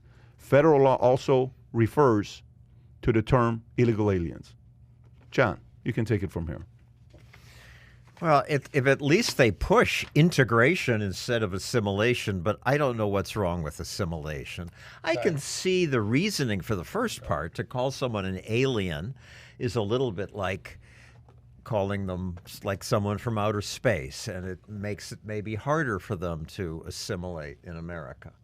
The sad part is that Fox News is running this, and CNN and MS won't touch it, I assume. They won't touch it. They certainly won't display it prominently. And there's just two different worlds we live in now. Keep going down, Kai. What are you looking for, Right. Adam? Federal law refers to an alien as any person not a citizen on the national United States. Federal law also refers to them as a legal alien. So this was actually pretty interesting to me because, you know, they're basically saying, like, look, let's not call people aliens. Let's not call people, you know, alienage, anything with an alien. You know, shout out to Elon Musk. We know what he likes to do with aliens. Assimilation. But then you kind of keep reading down and it says, What does Elon Musk like to do with? I think he likes to have sex with aliens. That's just my opinion. And he's turning his girlfriend into an alien, his baby mama. As a that's the whole- libertarian, he doesn't Yes. care. Just Are so you- you are know, you cool he with- does not give a flying. No, he doesn't. You okay? You okay with I'm okay if aliens want to have sex with us. If it's mutual Bang, bang, consent. bang, bang. I'll take it. UFOs. Okay. Well, Kai, could you pull that back up? Thanks, buddy. It says federal law refers to an alien as any person not a citizen or a national of the United States. Federal law often refers to them as a legal alien. So this is federal law. Okay. So part of me, there's two sides of this. There's part of me that's, you know, Joe Biden, whether you like him or not, part of the reason he got elected was because he had empathy. That was like a big term that was thrown around with Biden. I know Pat may disagree, but, you know, Biden, one of his highest qualities or traits, approval rating wise, was empathy. So what he's trying to do is humanize these people. They're not aliens. They're not, you know, non-human. But then you kind of keep reading and it's like, well, actually federal law actually refers to them as aliens. So this is sort of the PC police taking over. And I'm okay with not calling them an alien and calling them a non-citizen. That's fine, but you know, it's. Oh my gosh! Here Cry we me a river. Here we go. Were you an again. alien? Are you freaking kidding me? Hey, What are we talking it's about 2-on-1 here. I agree with Adam on this. You're talking about us being uncomfortable with Me and words. Stossel agree against PBD. So let me ask you, what do you think about the Washington football team? You agree with changing the names? No, that Why was not? fun. That's offensive. Redskins? That's offensive to whom? That's the point. What's offensive about illegal aliens? To whom? Well, that's different. It suggests you're from outer space. Illegal aliens, which is what the federal terminology has been used for decades. Now it's saying that I'm out of space. When aliens do come here from outer space, what do we call them? Non-citizens? We got to use the correct term. They're the aliens. Sure. Okay. Okay, these are illegal citizens. Or, Illegal aliens. Okay. Oh my gosh! Were you a legal alien when you got here from They call me Iran? fresh off the boat, and I'm a great swimmer. But you flew here. I flew here. I know, but what I'm saying to you is, I really could care less. Well, you have thicker skin than most. It's not about having thicker Well, skin. you do. No, it's not the point. But the point is, we need to help people have thicker skin. Okay. This is an ugly world. Are you kidding me? Like, I have to teach my kids to be ready for when they post a picture on Instagram that people are going to say you look like shit, and you got to be okay with it. Oh my God. Not the other way around. Are you flipping kidding me? Like, we're going to sit here and be like, hey, you offended somebody. Shut the hell up. We're being offended nonstop. My kid's being offended every damn day he goes to school. What do I tell him? Hey, that kid offended you? Poor you? No, it's going to happen. It's inevitable. They're going to make fun of his stuttering just like they made fun of me being 6'1", 135. They called me a Somalian when I was 13 years old. For 2 years, that was my nickname. You may laugh at it right now. How are you a Somalian? Because I was the skinniest kid on campus. Oh, wow. I was 6'1", 135. And we grew up with nicknames. What was your nickname? Did you have one? Or are you like perfectly, you want to tell us your nickname or no? I was slick. You were slick? I was like, moving and grooving. Did you have a nickname with was there a nickname with your pops? Was there a nickname with your my friends? Father was, all I'm okay. saying, I'm not saying you need to say. The point is, we all had something. True. So what are we going to do? You Hey, stuttering? hey, You're basically Kai, saying we need to develop thicker skin. It's not about that. It's about the fact that leave it alone. Oh my gosh, every other word is offending somebody today, and we're all becoming little pansies. Look, people call me out all the time. They'll say stuff. I disagree with your business model. You have the right to disagree. I disagree with your political stance. You have the right to disagree with me. I disagree with the fact that you believe capitalism is good. I'm totally okay with that. I disagree with the fact that you're a Christian. How could somebody like you that's read so many books believe in a God? How could you believe in a God? I agree with you wanting to debate me on that and disagree with that. It's totally fine. But to sit there and say, hey, you can't offend me because it's unfair to say this, it's unfair to say that. I'm sorry, man. We're just breeding soft little pansies who are extremely sensitive with words because the next person comes up and says, this is offensive. Just so you know, every time they do this, you know what happens? There's 300 other people that are coming out and saying, this is also offensive. That's also offensive. This is also offensive. That's also offensive. You know what happens the next 10 years? No one wants to say anything. You don't want to say shit. So imagine you're going out there flirting. So give me some lines on how we flirted when the camera wasn't on us. Give me some of the dumbest lines we ever used that people would be concerned about using it today. Dumbest lines. You want to give the lines or you don't want to share some? I can't reveal my tricks. The point I'm trying to make to you is... The best line ever, maybe in the history of lines, was from Joey from Friends. How you doing? That's the best line. That's the best line ever. Yeah. What I'm trying to tell you is men are afraid to flirt with girls because what if it's a little bit too, the hands. Oh, I don't think guys are afraid to flirt with girls. Oh, buddy, the guy from Superman said, "I'm afraid of wooing girls and kind of courting them because you're talking about. Well, you're also talking about Keanu Reeves. He does his pictures. Yeah, by the way, what is that all about? Like the lower back thing. You got to go 4 inches above the lower back, 2 inches below the bra. Like if I touch the bra, oh my gosh, should I offend you? Like what do I do? It's like. There's like 75 million regulations today on how to do it right. Everybody's walking on eggshells. You must take a lot of pictures Eventually, of fans and people. Do you have rules to that? John Stossel has an OnlyFans account. What? Somehow I knew what to do posing for those pictures. It was never an issue. And somehow, even though I had young interns, Harvey Weinstein said, well, at the time, it was just accepted. Bullshit. No, that's a different story, though. It was... I always knew I couldn't sleep with the interns until they were no longer interns. Okay, John. There you go. Play on, player. But here's the point, though. There is the Bernie Madoff, which is qualified. You saw what his son said before he committed a suicide, the note. And some people say it didn't happen. Whether it did it or not, The fact that the son committed suicide in 2008 after what happened, that's a tragic event. I don't want to see anybody's son wanting to do that. It's the most painful thing a parent's going to go through. The next one you're talking about with the guy right here. Who's the guy right here in Palm Beach who got caught a year and a half ago? Epstein and Ghislaine Maxwell, Epstein, right? Okay, that guy, you know, he dirty, whatever. You can qualify him any way you want. But I'm not talking extreme. We're not talking extreme. A word is offensive today. Oh my! By the way, is the F-bomb offensive to a lot of people? Yes. Okay. You think we're desensitized to the word today? I think it's being used more than ever. Yes, I agree. You know what also desensitized today? Drop words today that don't have the weight they carried 20 years ago. Racist. Everyone's racist today. Bigot. Okay, what else you want to add to the list? Yeah. What else would you say? Yes. The F-bomb is no one. Social media influencers today. I saw a guy going up there dropping the F-bomb left and right. I'm like, dude, it doesn't fit you. It's just not you. Okay, but now it's like you have to do it because it's cool. It's like, hey, so what if the F-bomb is offending people? Somebody comes on and says, let's stop using the word F-bomb. No, keep using it. Oh, I have the word. What's I have that? the word. What's that? Public figure. You can put on your damn profile that you're a public figure. You can have like But it's not 400 followers. Yeah, but it's not even. Back in the day, if I you were a get it. public figure, you're a movie star, you're a Celebrity. politician, you're a freaking John Stossel, you're a public figure. Sure. Now, the hoe down the block's a public figure. I'm sorry. I Watch used your the wrong. language. Yeah, okay. Watch your I language. said it. Watch your language. But again, I'm not offended. It's words, okay? Yeah. Are you easily offended these days, or have you got thick skin? You know, Barbara Walters used to say, I never read my negative mail, or my mail, because I can't stand the negative ones. And now I go on Facebook and Twitter, and when smart-sounding people say mean stuff, yes, I'm still that thin-skinned. Can you give Still us? bothers you. I think Still so as well. bothers By the me. way, I think it's good. Okay. But meaning, I think it's good if it still bothers us. You care. No, buddy, it bothers. Who's the toughest person that words don't bother? Give me a person that you think in the world.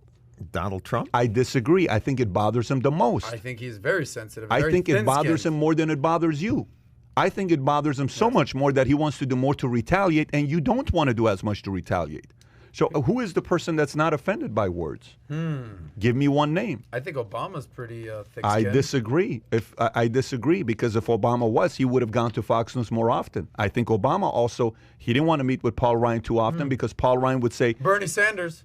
I think he's got pretty damn thick skin. I would actually say Bernie Sanders may have thick skin, Yeah. but I also think he's also sensitive. What's the point here?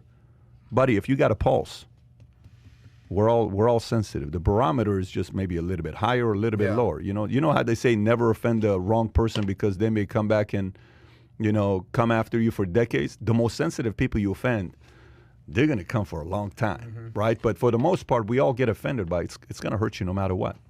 And 2 points about that. Yeah. We only get to the truth via debate. And if you can't debate vigorously, you don't get to the truth. And the other point is you mentioned Bernie Madoff, and you defend capitalism. It's a good example of why capitalism is good. That Bernie Madoff and Enron, people cite that as, look at these greedy look at all the people who got ripped off. What's remarkable in our $15 trillion economy is that they're front page news. It shows how rare that is. The big scam today with free information. So That's another word, by the way, the word scam. Everyone's dropping it. That it used to be easy to scam people because people wouldn't find out. Now you instantly get a bad internet reputation. Yeah.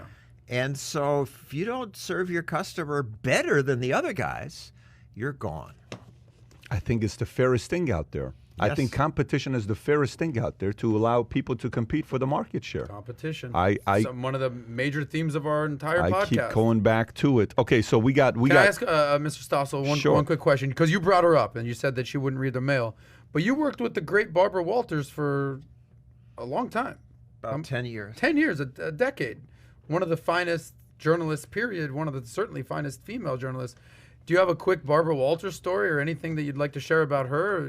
Being thin-skinned, thick-skinned, being a great journalist? Anything, Barbara Walters? She wasn't an intern, so I mean, Yeah, that's fine. If you had a thing with She Barbara, had it's to all good. work extra hard to overcome the sexism of the time, and she continued to. She was a pain in the ass to be with or work with because she was such a perfectionist. And you'd think she could coast at that part of her career, but we'd be on the set of 2020. No, John, I need 10 more seconds from my piece.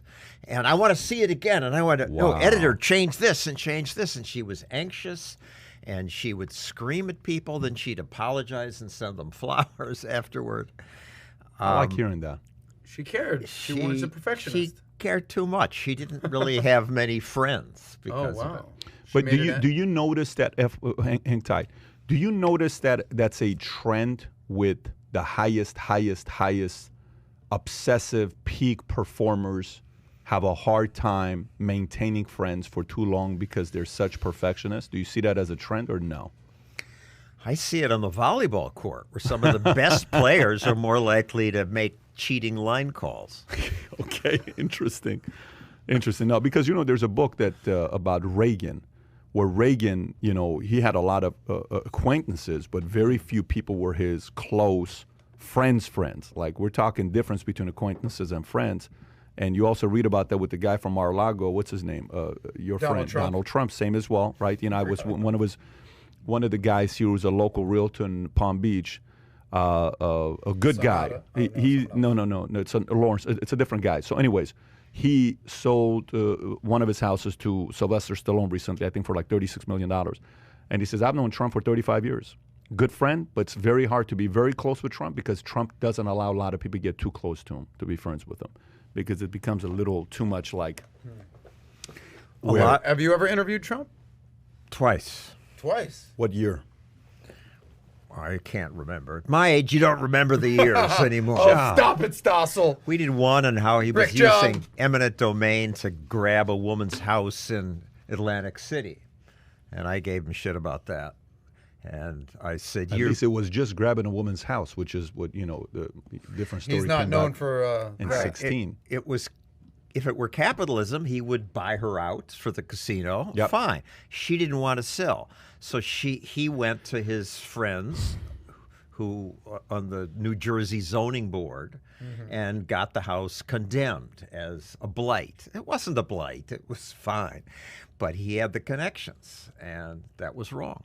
You're saying that's crony capitalism at that point. That's crony capitalism. Well, you did another story on the fact that you were trying to get a gun in New York, and you went through the whole process, 17 questions you had to answer, and you have to know what it is, decapitated knife, whatever these things were that they had there, and then you went to the NYPD, you did your interview, and then 45 days later, they sent you a letter saying you're not qualified to get a gun, and you were interviewing this other gentleman that was living in the projects who was trying to get a gun, was a former soldier himself. He couldn't get it, but Trump and who else? It was two other named Bloomberg. It was Trump and a couple other guys. You put their pictures up. They got their license like this without having to do anything because you win through contacts. And New York is all about having the right contacts. You get shit done just by knowing the right people. It's one more reason to keep government small. The only way a monopoly happens, John, is with the help of government. It's the only way monopolies happen. You need government support to have a monopoly take place. John, today, who are the biggest capitalism proponents? Who are the biggest advocates who are doing a good job selling the concept of capitalism where the younger generation can listen and say, this kind of makes sense. I don't mind being a capitalist. I first go to Cato Institute and Reason magazine, Reason.com. You're really saying who is a spokesperson is out there. Who's selling it? Like, how, if I say, who's selling socialism? If I say who's selling socialism, you'd say Sanders and AOC. I think that's their superstars. Who's selling capitalism and facing the heat? You are. Proudly, consistently, but who else would you say? Give me some idea. Well, I mean, I think you are as well. That's what I'm saying. I think we need more of that. Gloria Alvarez in Latin America. Okay, good. Kirk? Charlie Kirk? Charlie? I guess, yeah. Crowder? Yes. Rogan? Yeah, yes. Okay, I would put Rogan on that list as well. Yeah, okay, I agree. I think we need more of it because I think today most people don't know how to sell capitalism. It's very hard to sell capitalism. We need more Rogans, and the idea that some of the Spotify staff has gotten some shows killed. Yep. It's just, we need that open debate. There's no question about it. There's no question about it. He is extremely necessary for where we are today. Okay, let's do one other story. We got 13 minutes left before we wrap up. I'll let you choose the story. You tell me which one. I'll go through them and you pick whichever one you want. Bitcoin, Turkey. Okay, I got China, U.S. pledge climate change commitment. McConaughey, Abbott. Russian president, you know, the whole guy that Alexei Navalny was dying. Fauci responding to, you know, gun is a public health issue. Amazon, Apple silent about court packing. Cuban President Diaz, the whole end of Communist Party leader. Which one would you like to cover? Pick one of them. Well, Bitcoin is always appealing, but I think it's more interesting to talk about the climate agreement. Let's do that. There's so much misunderstanding. Okay, go to page 5, Adam. Go to page 5. Sure. And Adam, Kai, if you can bring up the story, let's hear your thoughts on this. So China and U.S. pledge climate change commitment. This is a BBC News story. China and the U.S. are committed to working together with other countries to tackling climate change. They both agreed on further specific actions to reduce emissions. A joint statement on Sunday confirmed. The joint statement issued symbolically at a round table will relieve anyone concerned about the planet. It simply won't be possible to stabilize climate change unless the superpower super polluters pull much harder. A recent report said China, for instance, must close down 588 coal-fired power plants to meet its climate pledges. Is China heading in the right direction on coal? No, its regional governors have been building even more coal plants to stimulate the economy. And this goes to ahead of the trip to Shanghai. Mr. Kerry told CNN that China's cooperation was absolutely critical to battle climate crisis. Yes, we have big disagreements with China on some key issues. Absolutely. But climate has to stand alone. Thoughts? Well, let's back up on climate change. Sure. I was skeptical because as a consumer reporter, I cover scares. And the media were hyping the red dye number 6 and pesticide residues and caffeine and everything gives you cancer. It just turned out to be utter bullshit, and we're living longer than ever. Climate change comes, I was skeptical, but now a lot of serious scientists do think this is going to be a problem. And you also have to keep in mind that if you say it's not a problem, no one puts you on TV, no government gives you a grant. So they're pressured, self-pressured to say there's a problem. But there does seem to be. And our greenhouse gas emissions probably will make it worse. But the last 2 points are the key ones. Is it a crisis, and can we do anything about it? A crisis is 2 million kids dying of dysentery in Africa. This isn't a crisis. If it is, we can adjust to it as you do around this area.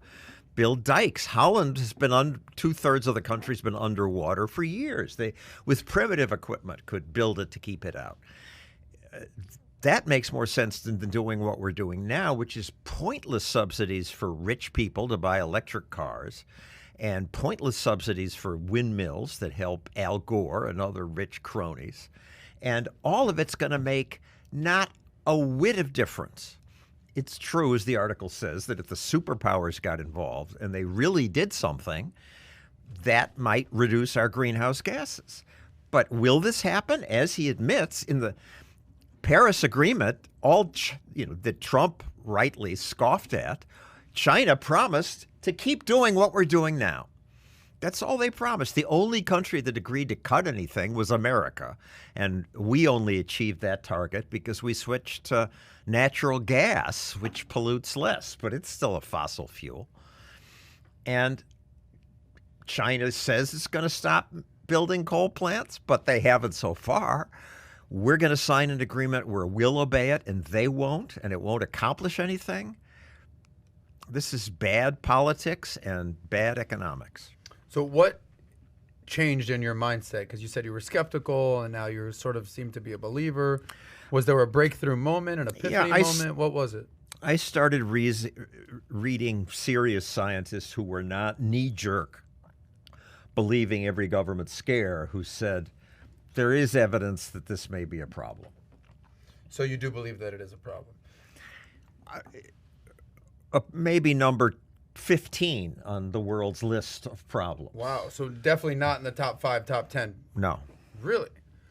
I like what Good Mother just said. Good Mother just said, we can't hear you. Good Mother just said, I'll buy the climate change crap when the promoters stop buying oceanfront properties. Oh. And good mother, you know, she's a bee-bag. She's always with us here. So, but what will come first? What will come first? Kai, I want to hear your thoughts on this as well. What's going to come first? What will the world end with first? Will it be due to climate change, where we'll all freeze and this becomes like the snowball effect that, what is it, when it happened? There was a phase where they call it the snowball. I think it was snow. Once you pull it up, the whole globe froze. It was like an ice. It was frozen. Will we die from climate change first, or a nuclear, full-on, insane nuclear war? What will be the cause of the world ending? John, be a little bit optimistic and positive thinking here. Go ahead. Well, you give me those two choices. How can I be optimistic? Give me another one. I mean, I maybe think by and large, show up one day. things get better. I'm a pessimist, but I have to look over my 70-year career. Over time, people live longer. People have better lives. Disasters predicted, but things get better. To me, the biggest threat is that we're going to keep going into debt, and they're going to say, "Oh, look, inflation isn't bad." Until suddenly the rubber band breaks and inflation is crazy and the social media algorithms are all feeding us exactly what we believe and more of it, and we're going to be in warring camps, and we go to war against each other.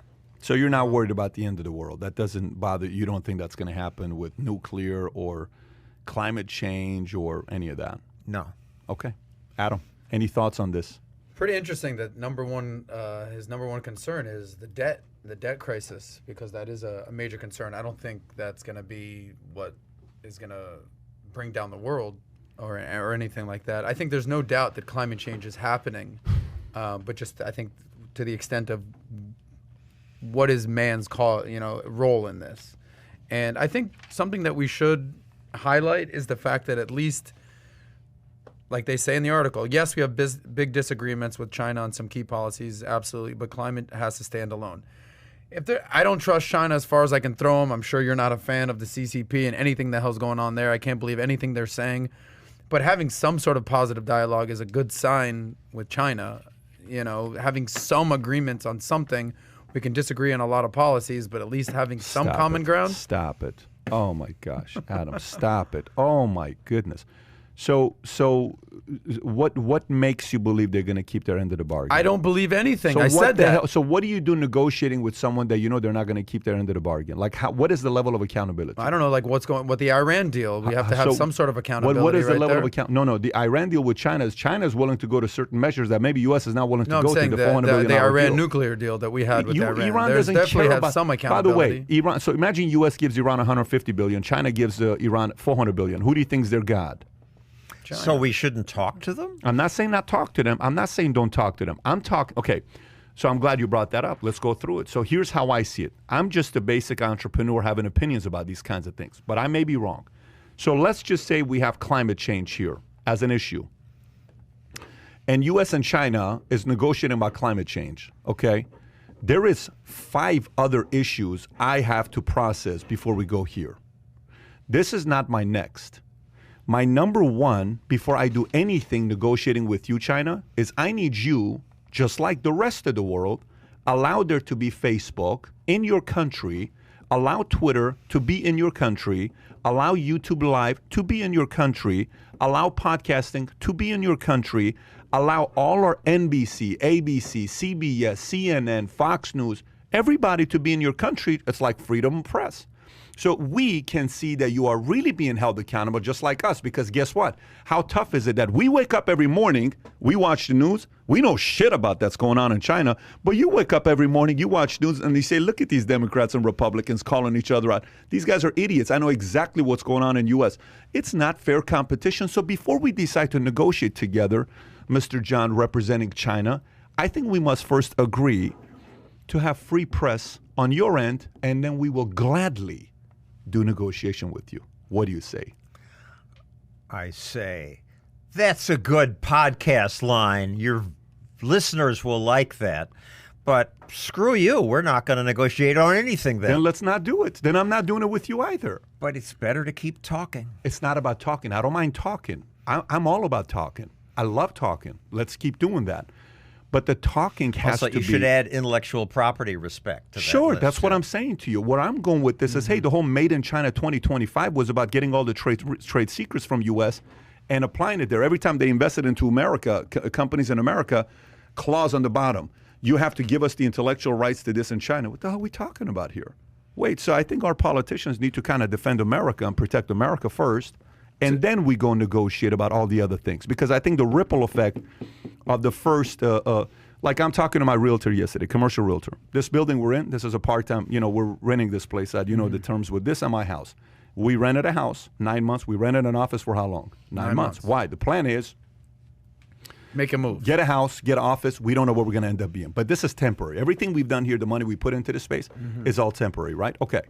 So I said, what's the tipping point of the next 7 decisions we make? First is what? Where you buy a house. Where I buy a house. Buy the house and kids go to school. Wherever that happens, then comes everything else, right? Then we go ra-ta-ta-ta-ta-ta-ta-ta.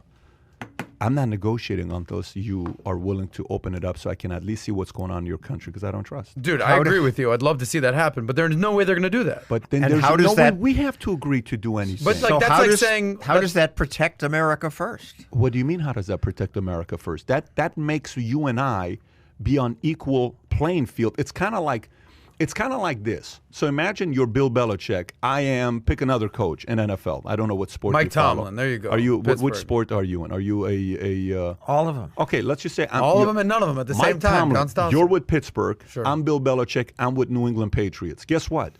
Mike Tomlin's games are televised. I get to see all the plays you call, all the audibles you call. But guess what? Patriots, you can't play any kind of TV when we play. What the hell are we talking about here?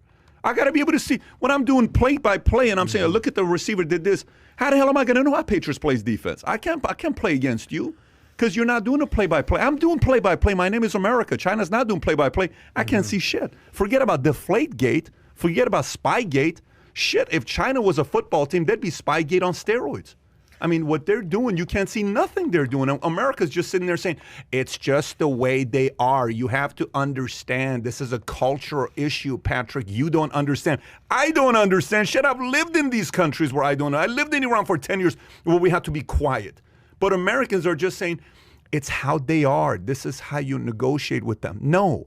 Standards, values, and principles. I'm held accountable. You're held accountable. Again, I'm very comfortable being wrong with this. I just disagree that if we're going to negotiate, you get to see my play-by-play. I kind of want to see your play-by-play as well. John. That's the ideal, but I disagree with your sports metaphor because when the Because you Patriots don't like play, sports. I don't have volleyball analogies. it's not about the don't. particular sport. It's that Shoot. the Patriots either win or lose. But you defend business, and business only happens when it's win-win. I buy a cup of coffee. I give you the book. You Sure. give me the coffee. We both have this weird, I say thank you. You say thank you. Thank you. Thank you. The double China thank doesn't you. say thank you. Right, but yes, they do actually. How do they say thank you? They give us goods, and in exchange, Have you we s- give them pieces of paper with dead presidents on them. Have you seen how much money was made import export? Who made more money? Who got the better end of the deal? You know, it's like 4x more money they make than we make. So what? We get the better deal. They get pieces of Are paper. you We get ki- stuff. Are you kidding me? 80% of the world pharmacy is being built over there. If they wanted to cut it off, we'd be dying today at the hospitals not having a place to get our medication. They have created so much of a control over U.S. What the hell are we going to do? So we've given, no, you produce it, it's cheaper, you produce it. Now they're saying, bam, we got you. And we're all- 80%. And we're all going to die from coffee or red dye number 6. They're not going to corner the market. They have an incentive to sell us the pharmaceuticals.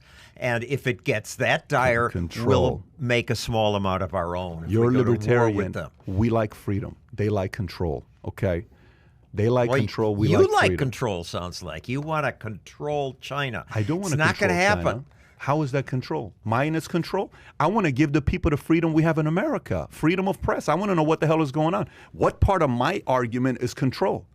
There's nothing I'm trying to control China with. You won't trade with them unless they agree to certain principles. Well, they won't trade with us unless we agree with certain principles with them. So isn't it like you got to give some stuff up that I got to give some stuff up? In a negotiation, you got 10 controls. The trade doesn't happen unless both sides think they win, Well, so they must be given something up. Guess what, Mr. Stossel?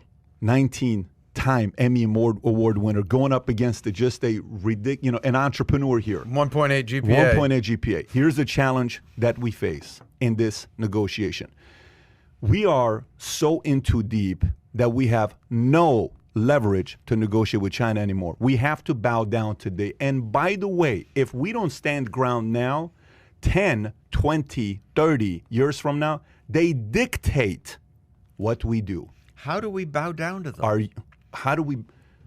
Okay, what are some of the common? I'm got to get on a webinar here in a minute, but I'm going to say this to you. What is the most basic foundation of America?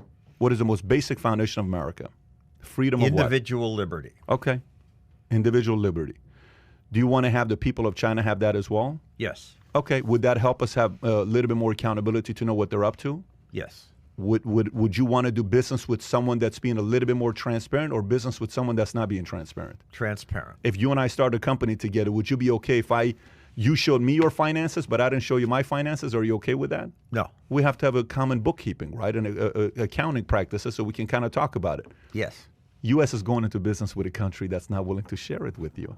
And you're saying, let's do it anyways. So look, I got a request. I got an idea for you. Here's what I say you and I do. I say you and I bring, what's the lady's name, the chief disguise officer from CIA? Jonna Mendes. We've interviewed her before from the White House. I say we bring her. She makes a disguise for you and I, and we go to China. And we go become detectives, and we do a special episode together, me and you, finding out how the people in China feel about their government, how they live there. And let's test to see how far we can go before we get arrested for 6 months. And let's document it, me and you. Let's create a channel together. John and Patrick go to China. What do you think about that? Like Bill and Ted. I can't wait. Rick John. It's a deal. We're going to China, and our cameraman will be our buddy. I'll be right there. I'll have a mustache. I'll have a disguise. Hey, I hope you enjoyed this as much as Adam and I enjoyed this. If you want to see John, I think we got to figure out a way to bring John back. My concern is I want you playing more volleyball. Me too. So we got to do whatever we can to bring John back to play volleyball. Instead of 2 times a year, maybe we get you to play 4 times a year. And every time you're back, you come and join us on the podcast here. If you want to see Mr. Stossel, legendary, the man, the myth, the legend, come back and being a guest on Valuetainment again, subscribe to the channel. Press that thumbs up button and go follow his channel, which we're going to put in the description as well. He's got great content. Each of his videos are 5 minutes long. You'll get addicted to it. You won't watch one. I got all the last 20 that he did. I got right here. Let Crowder Speak. Made America California. Make America California. Everyone must watch. Woke colleges versus testing. Union invade private property. Save the rhinos. We are all essential with Mike Rowe. You will not just watch one. I'm willing to bet if you watch one, you're going to watch 20 of them. I went down the rabbit hole of John Stossel. And Everybody I must watched all go those down episodes. the rabbit hole of our guest today. John, once again, thank you for being a guest on the PBD podcast. Thank We've you. enjoyed it. Yes? Take care, everybody. Bye-bye, bye-bye, bye-bye.